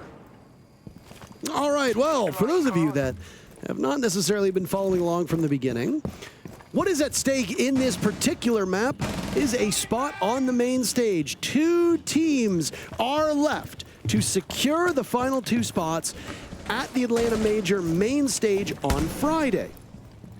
Next up is Bleed and SSG. One of them will play on the main stage. Will a second North American team make it, or will the first Southeast Asian team make it? Here, the first Middle Eastern team could make it, as GK, despite playing with the sub, are hailing from that Middle Eastern region. Wolves want to be another EU team to get representation as well. So far, EU and Brazil have had no problem whatsoever qualifying for the main stage. The only representative from NA has been Dark Zero so far. A lot on the line. The first Middle Eastern team to ever qualify for main stage. Could we witness it? Well, there are 15 rounds that will determine their fate, but more importantly, their play will also determine their fate. The mirror window in Laundry was on the other side of the wall than usual, and the purple shield was put down to cover that line of sight, but that's been destroyed now by the Flores drone from Bibu. So we see Wolves already paying good respect to the setup here, picking it apart. Flores drone's going out. Hibana finishing on the board. Mowgli doing the best thing the thing that he does best, rather, finding that opening kill to Noodle. A very important player that played that pillar Shago spot, and this is exactly how you want your basement attack to start off. Yeah, and you do it without wasting any utility. They still got both frag grenades in the pocket. They still got both their smokes. They got loads of flashes. I mean, that's a free pick onto Noodle. You're super happy to get that for a bomb site that we typically say is extremely strong for the defense. And not just anybody, but Noodle has been the best player so far from GK in this best of 3 up to this point. You know, not that the other players haven't shown signs of brilliance, but when you've been looking at these kills, when you're looking at making space and using your utility effectively, you've got Noodle leading the way. To lose him early is pretty damning. And that's the mirror I spoke of. It's on the other side of the wall, so then the keep it bearer is keeping it up, but look at this. Trickster swings on out and evens back to a 4 versus 4. Mowgli to die inside of blue. Key with a shotgun out to finish off Shinka as Hasham has also died. 30 seconds remaining as it's a deceptively fast round on Oregon, as we've come to expect. Trickst seeing the gridlock of P4, but she absorbs bullets like nobody's business, and because that nitro cell was used earlier, you can't stop the plant. P4 another kill, and it's a leader in a 1v2. 8 trades, but it doesn't matter if he kills P4 because Bibu is still alive with the kit down. First round goes to the French. And as he screams as a madman, I want to credit Bibu in that round. You know, we had the smoke of Trix, or I believe it was Trix, somebody, playing close up onto the E-box door with the shotgun, with the smoke out. Bibu drops through the smoke through E-box, swings the corner, pre-fires, hits a headshot onto the smoke, holding the shotgun angle. The smoke should always be able to win that. That's a very favorable gunfight for him. But Bibu says, I don't care about the favorability of this gunfight. I'm going to take it. I'm going to rush in. I'm going to get that kit on the ground. His teammates were in perfect positions. They had freezer control, they had pillar control, and again, I do point to that early death from Noodle as one where maybe it wasn't the thing that completely collapsed the castle, but it was the most avoidable death. Like, look at this. Oh yeah, I mean, I like the fact that 2 members of GK, they push up together to try and make something happen, but again, if you're pushing up to the outside of the building and the attacker's already there, he has the angle on lock. And there was one thing that I was kind of fearing for Wolves when map number 1 started. If they keep being this loud and energetic, by map 3, are their voices going to be shut? Can they still make communication happen? Can they still call out in the game? Because they are screaming every single round. And it's been a while since we had like a funky round with some funky operators. And we saw Capital ones, Armor runs. Finally, it's happened. Bibu on Blitz, right? On Oregon, on another basement attack. So I love this when teams, they attack, you know, a bomb site a certain way. The defenders, they lose it, they go back there again, and then the attackers have changed things completely around. And Key started on the top floor playing Smoke, which is extremely odd. He's going to get back now. He dropped the attic hatch, was able to retreat back down through tower stairs, so no issue here. But what it's done is it's actually drawn the attention of Wolves. I think they recognized that there was somebody up here playing aggressive. It wasn't a heavy committal, right? It's a Smoke. If he had died up here, it would have been real bad. But they do at least distract this, and they get a pick out of it anyways. Mowgli, aggressive on the top floor, taken down by Noodle on those tower stairs. Excellently played from the very short-lived roam of GK.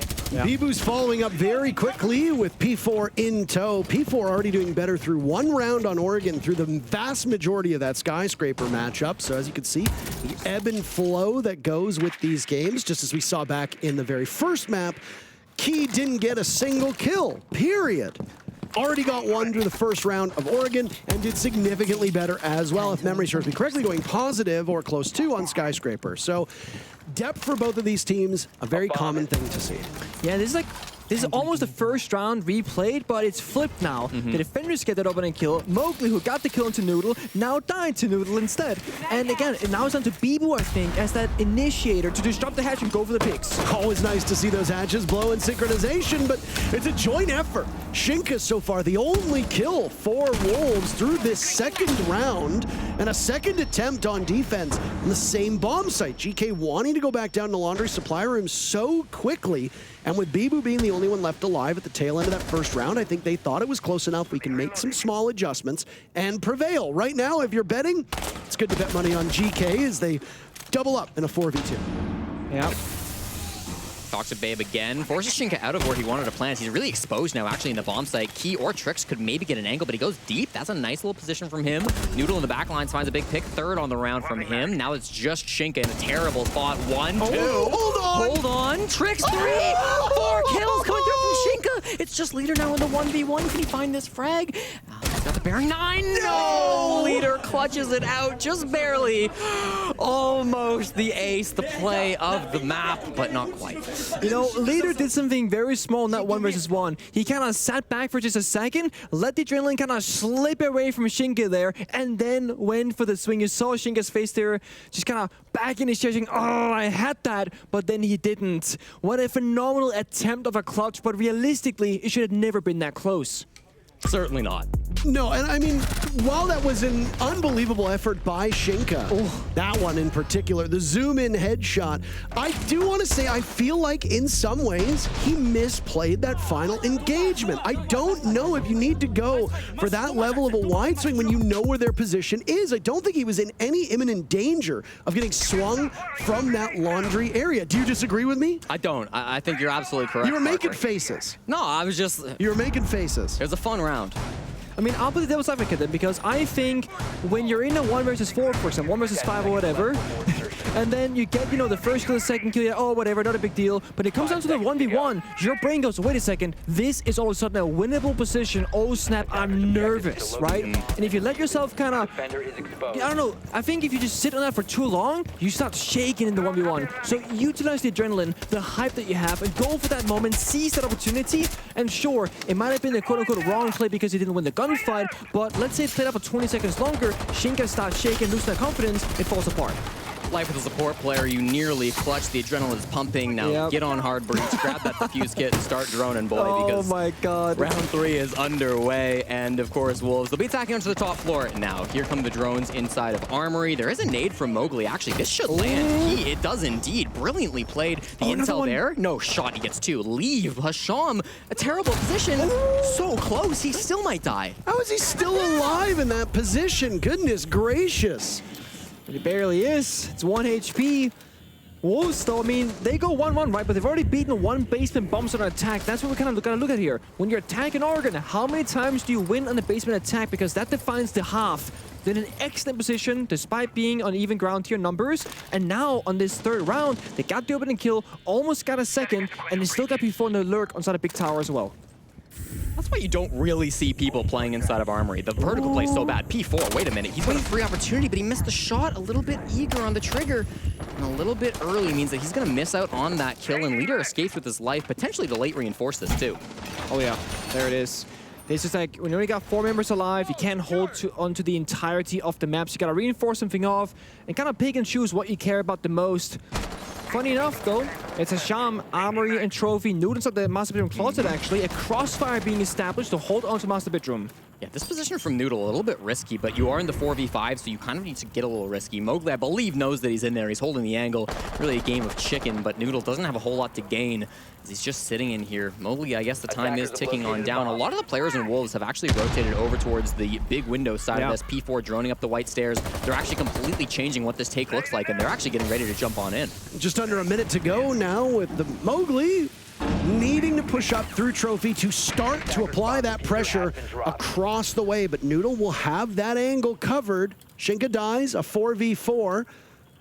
They change things up, but you cannot let the clock continue to get away from you. Mowgli attempting to see if somebody will make their way towards that games area, but nobody will. Couldn't tell what was being tossed out, and there he goes, running into the waiting arms of Noodle. Leader with one as well.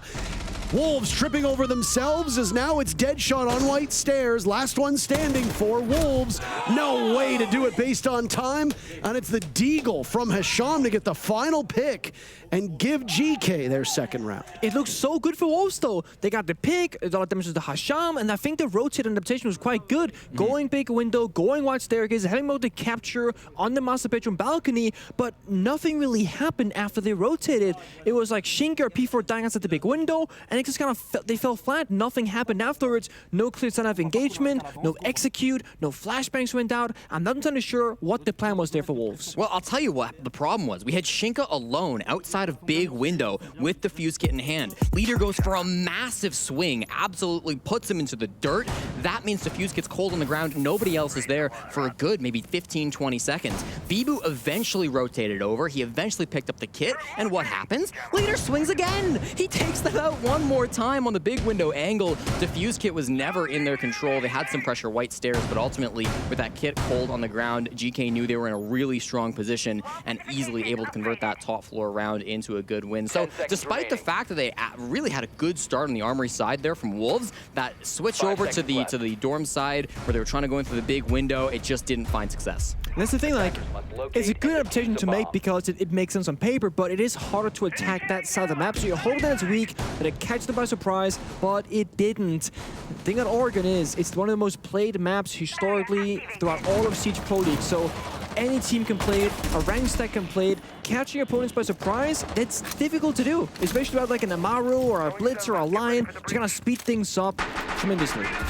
Fast phone calls coming through from P4 to try to force out some of these top floor players. We do see them sticking around more or less, though. Trix, Noodle, and Leader all up here forming a bit of a triangle as Trix falls off. That leaves just two. We have the Smoke and Big Tower as well, who could maybe come in for a late rotate, but it's not currently there. Mowgli supported kind of in the back. Bibu, big window. Try to force some positions through, but they're going to just start walking into some angles unless this nade can do some magic. But at the moment, they're still just trying to find an angle in. This seems like the final 30 seconds, but it's not quite as Mowgli pulls out the nade, then the gun, pulls the gun back out, walks on in. GK with a single kill, Leader picking up 2 for the same price. Sitting right now at 7-11, and he's going to work for a quad. He gets it, but dies, an ace denied. Shinka, again, will be put in a clutch scenario. This time, though, with far fewer players to go against. A 1v2 with still 1 minute and 30 to go. Probably more winnable for Wolves than you'd think. I mean, Leader was a turret in that round, just standing his ground, getting 4 kills single-handedly. And now Shaman and K just gotta play together. Crossfire's there, freezes stairs and Sulu, just wait for that swing. I was making fun of the enunciation. Yeah, I missed it. But you couldn't hear what I was saying. Jesse didn't pick up on it. I'm oblivious. I was lost. He was too busy. He was too busy doing his numbers. Shinka rushing in. Bit of disorientation. A show finishing it. Some curse words being sent their way. GK 3-1. Too busy doing my numbers indeed. I'll tell you those numbers. 9-2. That's leader's KD right now. He has been ridiculous through 2 rounds. Again, having those big swings on big window when they're defending dorms and then playing fantastically up in a very similar position. Wasn't fighting the big window as much, but still, I mean, had so many players trying to pressure him inside of the dorms corner, playing so well. Here's the clip. Still was some players outside of big window that he was able to take on down, but man, oh man, leader stepping up big time for GK in this matchup. And again, he's their substitute player. For him to come in, have so much good mechanical skill, it's been really great to see.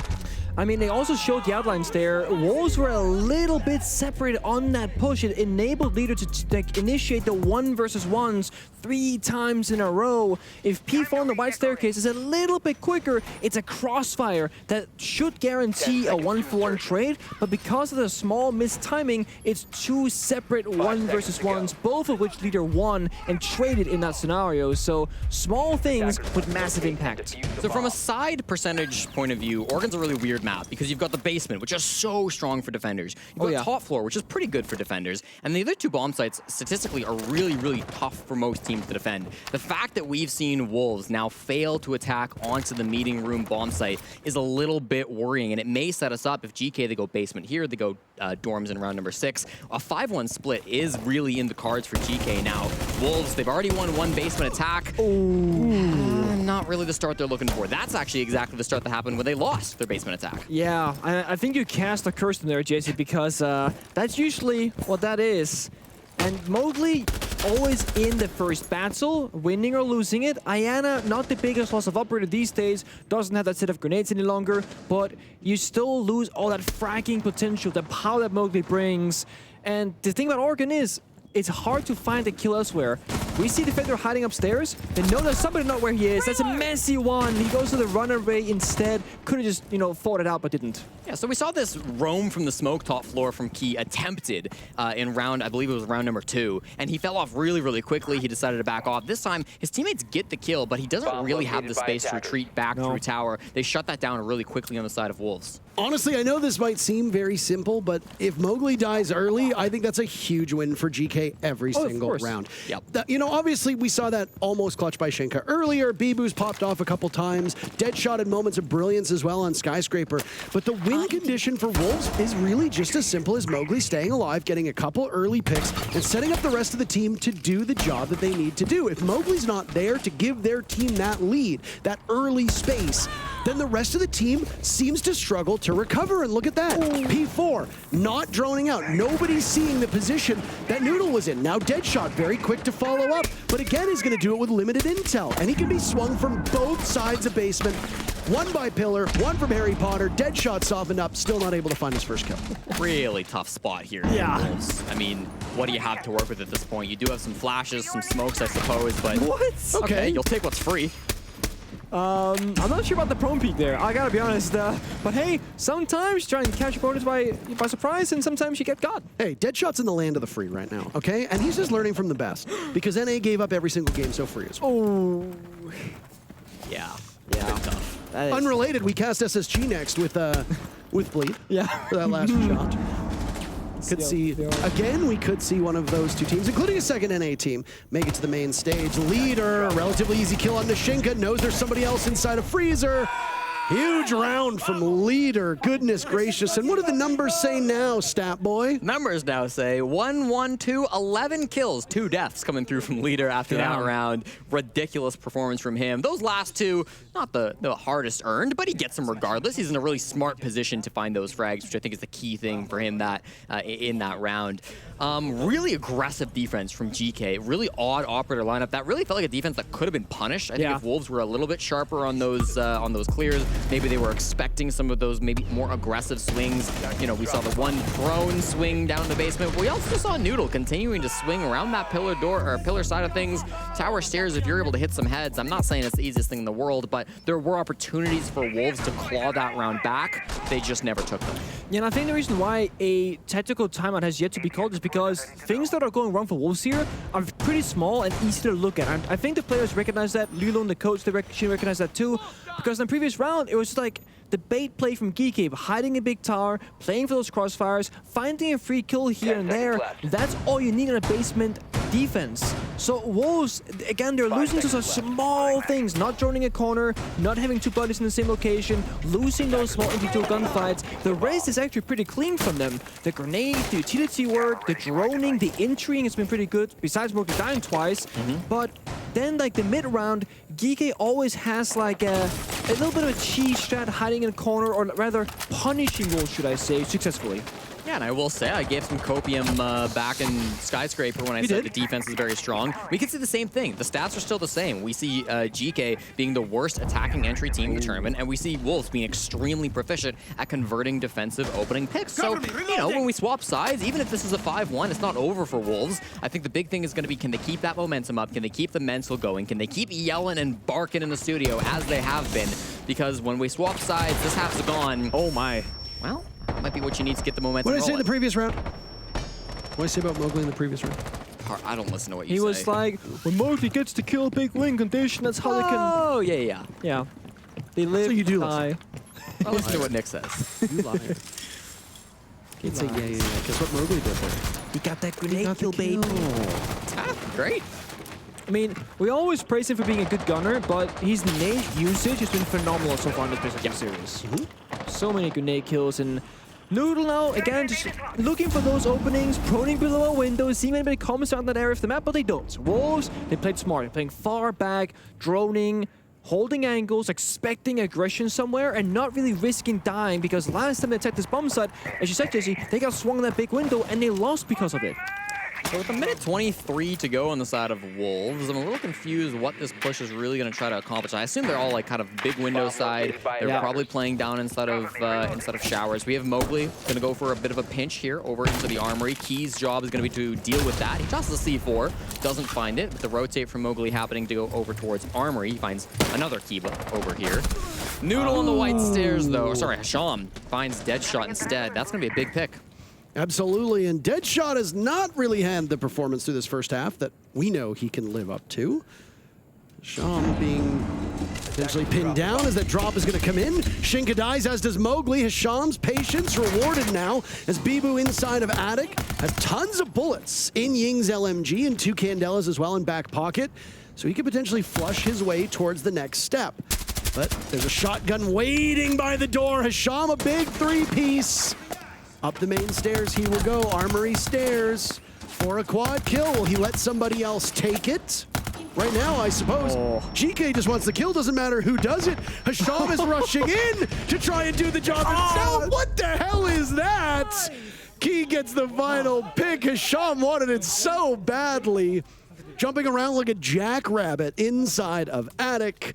Ultimately, that first half, so dominant. Yeah. Geekay up 5-1. Yeah, and the thing is, the mid-round for Wolves is so poor, but the early round is so good, and it sucks to see because most teams struggle to build an early lead. Wolves don't. They get it every single time, but they don't build upon it, right? They got the Ying. They want to get to that bomb site. Candelas goes out, smokes, chaos, kills, etc., but they never get there. They always fall apart in the setup phase, in the middle of things, and then Geekay just kind of runs away with it. Look at this. Sprint down the hallway, gets shut down. Jump in the window, shut down. No chance. This one is not necessarily a surprise because he saw the barrel of the gun for so long, but I mean, just how well positioned Hasham was in that particular round. He was everywhere, all at the same time, over by the bottom of white stairs, moving back to armory stairs. He was omnipresent. He was everywhere indeed. And again, we saw Wolves try to go for that big window style push. And it's confusing to me because you tried that for the first Storm's attack and it went really bad. And then you died again trying to push onto big window when you were attacking onto the middle floor bomb site. You go for it for a third time and Shinka dies to Noodle. Maybe you're thinking we killed leader, the threat's gone, big window will be open. But no, Noodle was there instead. Big headshot onto Shinka as he jumps in big window. That's defused, hit cold on the ground. And it's a 5-1 half for Geekay. I think the good thing is here, though, side swap comes into effect, right? Wolves don't gotta worry about the attacks. What happened doesn't matter. They got the one round, a basement attack, actually, the hardest one to win, somehow.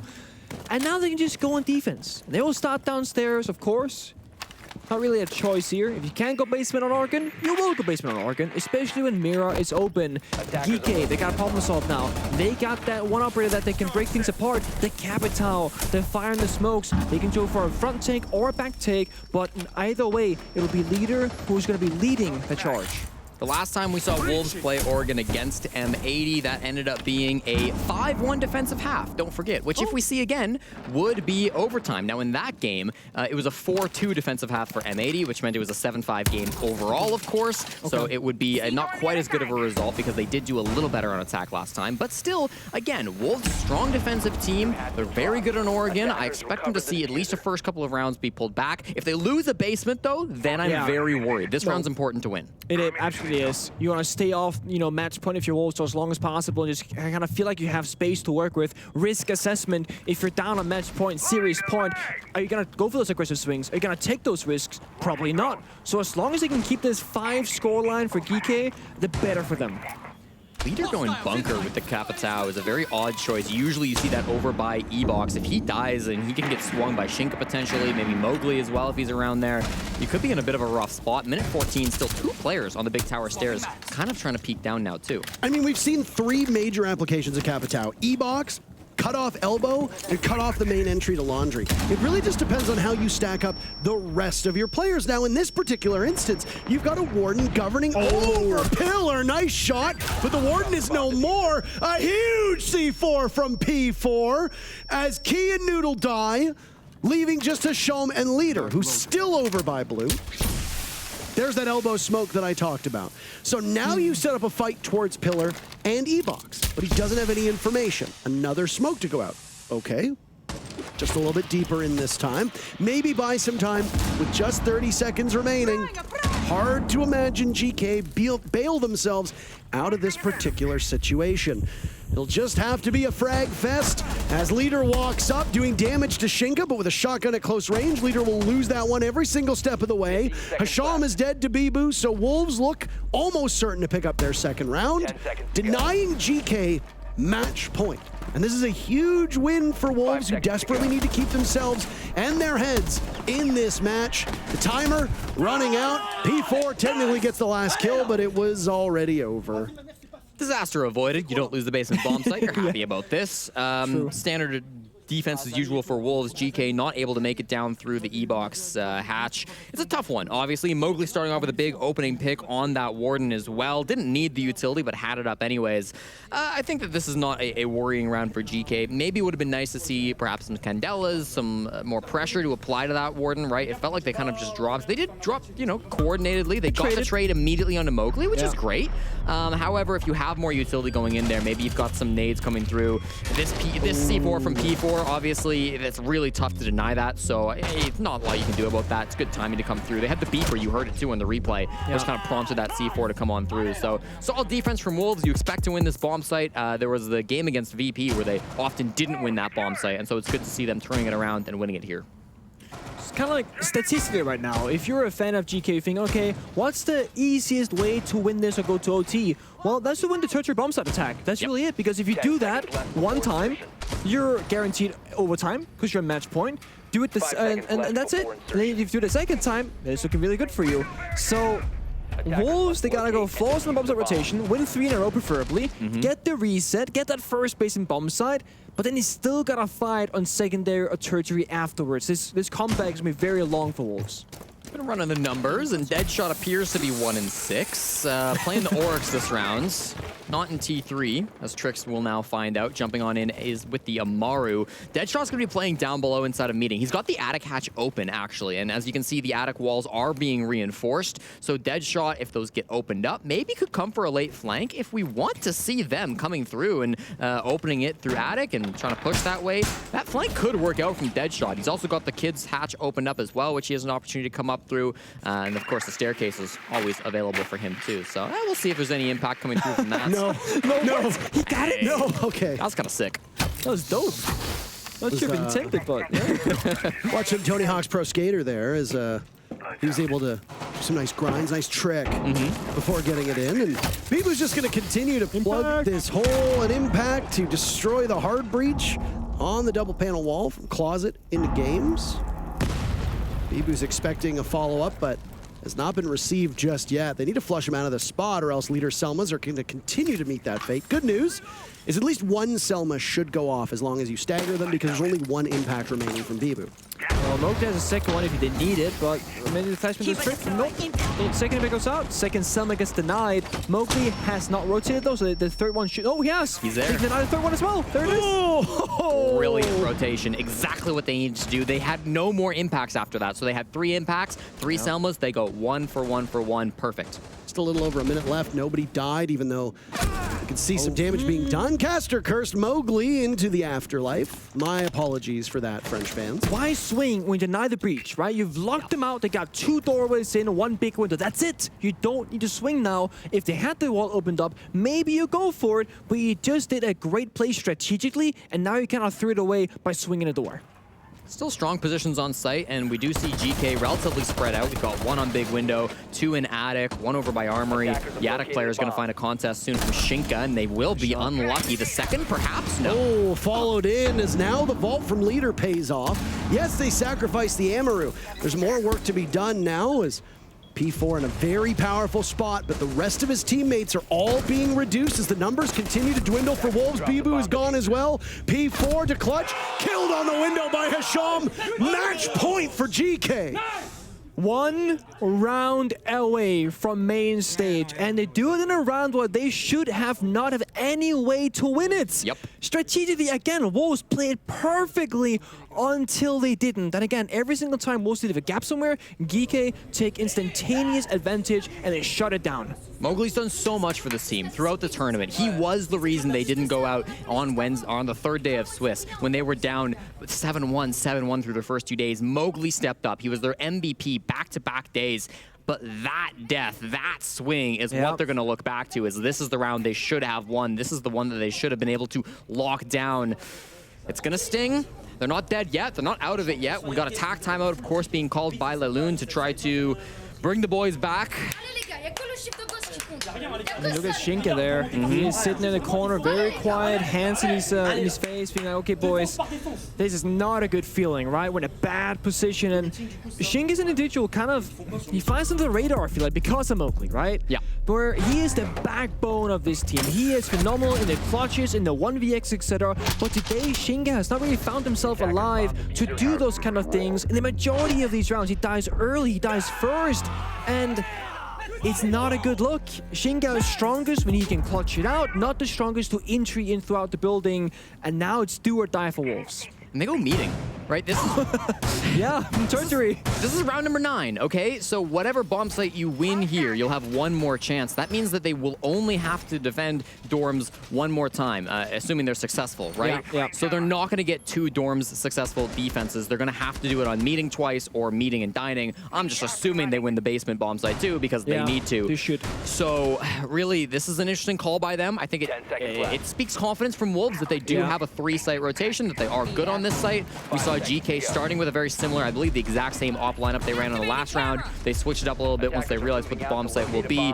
All right, Wolves meeting defense. Let's see what you got. I do think from a mental perspective as well, if you get this one out of the way and you're successful, you're thinking, okay, great, now we go to the stronger bomb sites, right? You build up some of those rounds and you might make that comeback look possible. Whereas let's say you go like basement first, the strongest bomb site, it's like, okay, it only gets worse from here on out, so to speak. So I like this from a player perspective, but the thing is, there is the theoretical outcome and then the real outcome. And when you got the Ying, the Amaru, the Finger, the Lion, you're fighting utility, you can't move at the same time, and you can't see a damn thing against Cadillas. This is most pressure that this GK team has ever felt, I would argue. Yeah. And you might be able to seal the deal with an early pick. Trixt slingshotting his way into dorms. Agara Hook pulled out, ready for it. There go Candelas to try and soften up that big window, and in they go. Trixt good enough for 1, immediately flicking over, pulling it off. Good trigger discipline to almost get a kill onto his own teammate. But Mowgli and Deadshot removed from action puts Wolves in such a devastating position, even if they did refrag by killing you. Yeah, that's perfect. Exactly what you wanted. Candelas were in, Lion Charge was in, Trix finds the 2K. This is exactly what they need. Now, the one thing they have, P4's got Valk cams in sight. That was massive for them on Skyscraper. That won them so many late round defenses. It's going to get scrappy here on meeting. It's going to get scrappy when they go in for the kitchen plants. They're going to need to rely on that intel from the Valkyrie to be able to push them through and win this last one. Wow, there it is. But the thing is, the attackers at Geekay, they have no soft destruction, right? You get upstairs control, great. You get the 2 kills, phenomenal. But you can't do much with this. Leader on Ace has claymores, not soft breaches, and you can't deny those key positions downstairs inside of the bomb site, inside of servers. So you're forced to work with the last smoke grenade, not Candela. You have a single smoke to your name, 1 grenade, 1 flashbang. Besides that, it's just 4 guns against 3. I like that you noticed that. I mean, so much utility was used to get those first 2 picks, and I think it's inarguable that it was absolutely worth it. But now you've made the job harder from this point forward. You made it easier by getting the 2 picks, but that's where the rubber meets the road now, is you're going to have to just go in essentially dry, and the defenders will have some utility to thwart. Gonna be tough here inside P4, a little bit alone. Not really having teammates too near him. Got Bibu all the way back inside of meeting. Shinka somewhere as well, trying to help on out. P4, they don't know he's here necessarily.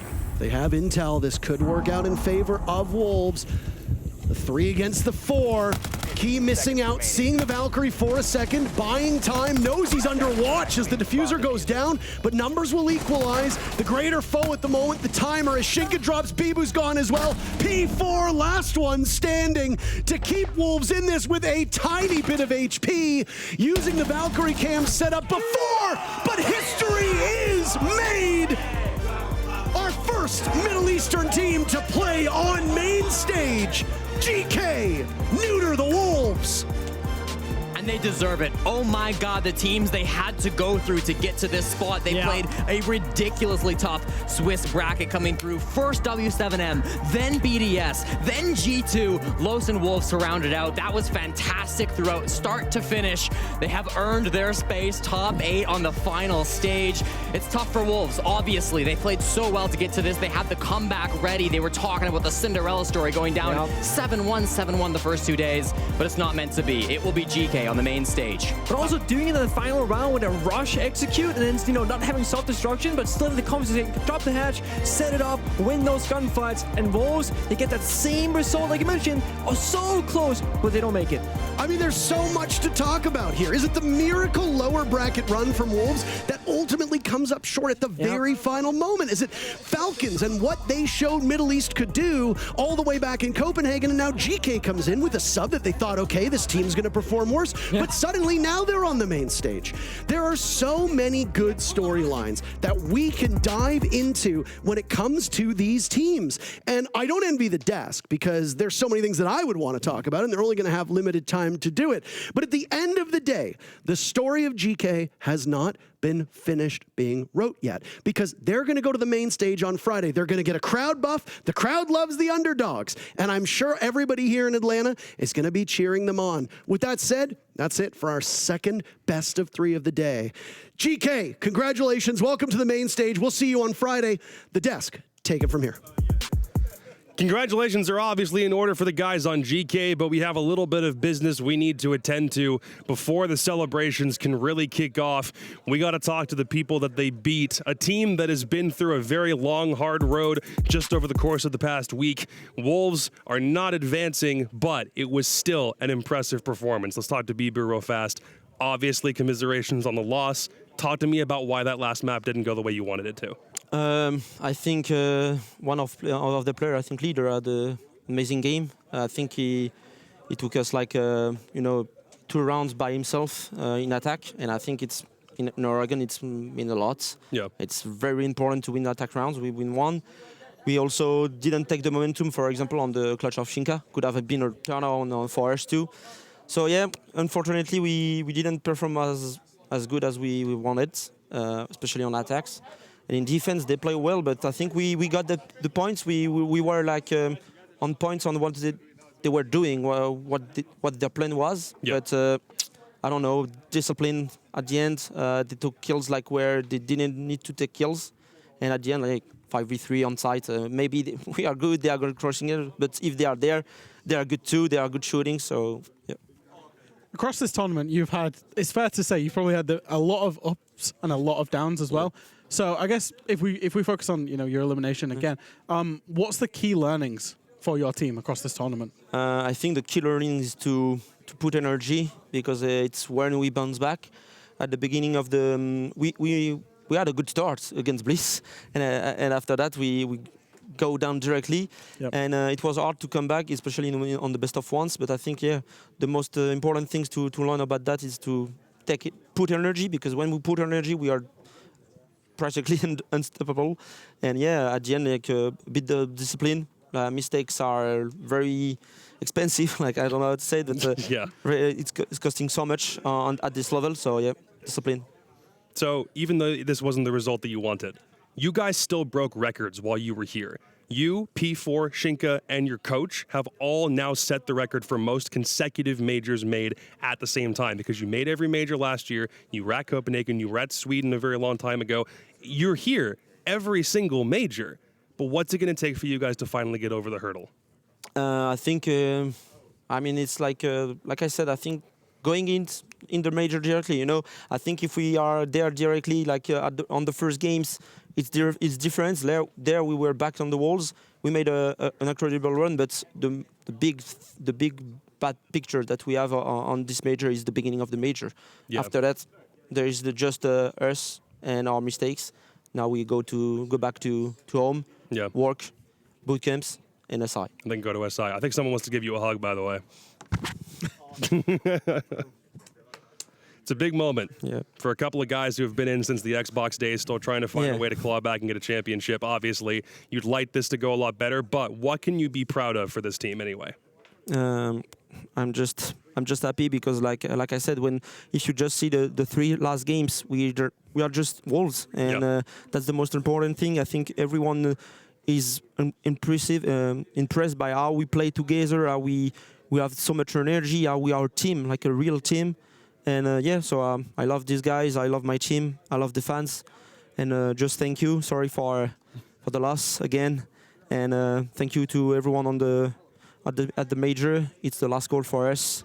But see you at SI, guys. And thank you, dude, very much for playing. We will see you at the 6th Invitational. Obviously, Wolves not getting the result they wanted, but still wonderful to see them here. But now, we might as well commence with a couple celebrations, because for the first time since Siege had an esport, a Middle East North African team will be going to the main stage of a marquee tournament. This is something that's never happened before. The region has only been officially recognized in Ubisoft for the better part of this year, and now we've got a couple of guys who are going to represent. Noodle, talk to me, buddy. How do you feel? I mean, it's a surreal feeling, It's 4 of those guys' first international tournament. It's my only second as well, and to make main stage is just a surreal feeling, to be honest. No, I mean, I love that. It is a surreal feeling. I know exactly how you feel, and you guys deserve it, though. Like, you guys were so close, and you had your fans on the edge of their seats, like, are they going to get it this time? Are they going to get it this time? And you got it. I mean, what were the vibes like after that round? Like, what was that? What were you guys all saying to each other? Were you guys hugging each other? Like, what was going on? I didn't get to see. It's just screaming, screaming, hugging, fist bumps, everything. Yeah. All at the same time. Well, I got to ask you, so obviously yesterday against Los, that was a struggle on Oregon. Were you guys worried of playing them on Oregon? Or I did bring up that you guys are very similar. Well, you're familiar with how EU plays. Do you think that played a big factor in going into that Oregon game?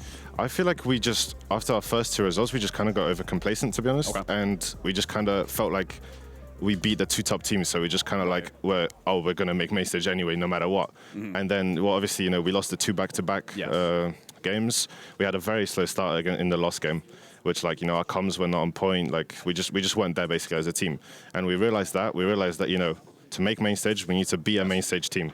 And we can't get over complacent, and we need to bring our form back. And, well, we managed to. We knew we were confident going into Oregon, and well, it showed, I think. This won't be the first time you're playing on a stage, by the way, because Saudi E-Leagues was the first time you had the chance to do it, and you specifically were with Heroic way back when. But this is the first time that some of these guys had ever played an international best of 3 in the first place. Was there anything that you said to these dudes before you started this game? Just there's no pressure on us. There's all the pressures on Wolves to make it, not us. So I love that. Just go into the game confident. Fun. Yeah. Well, I mean, you guys had a pretty dominant performance to say to secure it and secure main stage. Now, when you get to the stage, when you're in front of that crowd, are you a little nervous for some of these guys of playing in front of that crowd in that environment? No, I think we're all naturals. I love that. I love that answer. Just like that. That's what it should be. Just off the rip. They're naturals. They'll be able to do it, yeah? I mean, because at this point, there's still basically no pressure on you guys, right? Because there wasn't pressure at the start, so why would there be now? Yeah, exactly. Like we were supposed to go 0-2 in phase 1, and here we are on main stage. Yeah. Okay, so tell me, what's the schedule going to look like now that you have a couple days off? Yeah, what are you doing? I don't even know. Probably just scrimming again. All right, straight to it. No breaks. Hey, all man. gas, no breaks. No breaks, no championship mindset. Better said than right here. Dude, again, congratulations. Is there anything else you'd like to say before we let you go? Thank you very much to the MENA fans, and I hope we're representing you guys very well here. Oh, I think they're easily doing I think if you're making history, you're doing a pretty damn good job of representing. I think you're doing a good job. I don't think you got to worry about that. Yeah, everything's going as planned for GK, shocking the world, getting to the quarterfinals of the Atlanta Major. This bad boy is over for Wolves, but for GK, it feels like every time we doubt them, there's always a reason for them to come back stronger.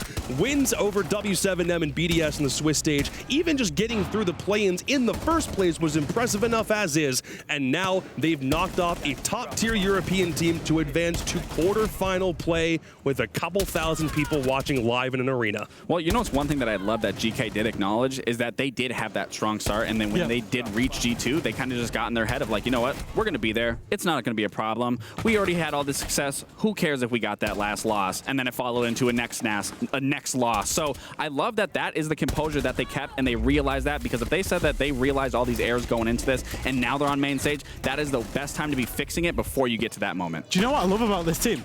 They have had ample excuses to lay down and die. For sure. Yeah. They don't have a full team coming into the tournament. You know, they face it up against big teams. They're from a weaker region, etc., etc., and they just keep coming at teams with confidence. Look at those stats. Leader's really living up to that name. Oh, boy.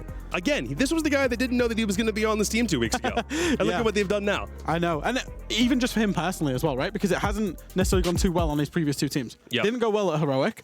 They're looking like big blunders now for dropping him mid-stage, by the way. And it didn't go too well on Koi. It's the same with Noodle, actually, on Koi. Both of these players have got a lot of talent. They just need to find the right environment. Yeah. And I've talked about this on NAL. Like, just because you don't work on one team, that doesn't mean you can't work on another. It doesn't mean a player is bad. It doesn't mean a team is bad. It's just sometimes the chemistry, the vibes, like, it just doesn't work. But then you slot that person in the right team, and they shine. They stick out like a sore thumb. You wanted to show us one more thing about the way the GK were playing, right? Yeah, I mean, in this specific round, I mean, I thought it was beautiful. This might be obvious to me, but maybe not to some. Like, this is so huge from Hisham right here to distract them and take this info away so that Noodle could easily grab this kill, net this, and I think he gets away here. I'm pretty sure, he manages to get away. Like, that sort of communication, that sort of team play is the things that you love to see. The bait of the drone, the bait of the information, everything, and then capitalizing on that. And this is the sort of stuff GK does all the time to isolate their 1v1 engagement. Well, that wasn't even a 1v1. That was a 1v0. Because the Shaman put in all that work, the Wolves player had no idea that Noodle was there. And even though the Wolves are going out, this one thing that should have happened, could have happened, this one clutch that absolutely should have been, we just want to show it one more time because of how good it was and how, this is awe-inspiring to watch. This might have been one of the best potential aces that I have seen, just in quick succession. Oh my word. And then he just chokes it here. This is the worst part, when you're in those moments of getting that ace, and it could be such a simple kill. That kill becomes the hardest kill in your entire career. We're going to keep on asking the question, what would that entire series have been like if Shinka had actually managed to clutch that thing? One more attack round on Oregon, this thing could have been set. And that's the thing, Bibu actually referenced it. Yeah. You know, if he'd have got it, we could have lifted ourselves from it. In the end, it's just dreaming of what could have been. No, and I had a telestration of the GK versus Los. If Leader in that one specific round just didn't get overzealous, that round could have easily, they could have went up 7-5. And it's just crazy that those small things really can carry all the way until the end of the game. It's just like, had you just fixed that one thing, you would be the winner. You would have pushed it to OT. You would have extended to whatever it needs to be. God, it's tough seeing that. It's tough seeing that. Yeah, it is. And I think Wolves are going to take that lesson into the Six Invitational. Yeah. They're going already, but so is GK. But in order to do that, they first have to take care of business here in Atlanta because, they're going to main stage. 7 teams have already been decided. We only got 1 slot left. Before we get to that, it's Jackie Jing with the halftime show. But before we even get to that, watch this.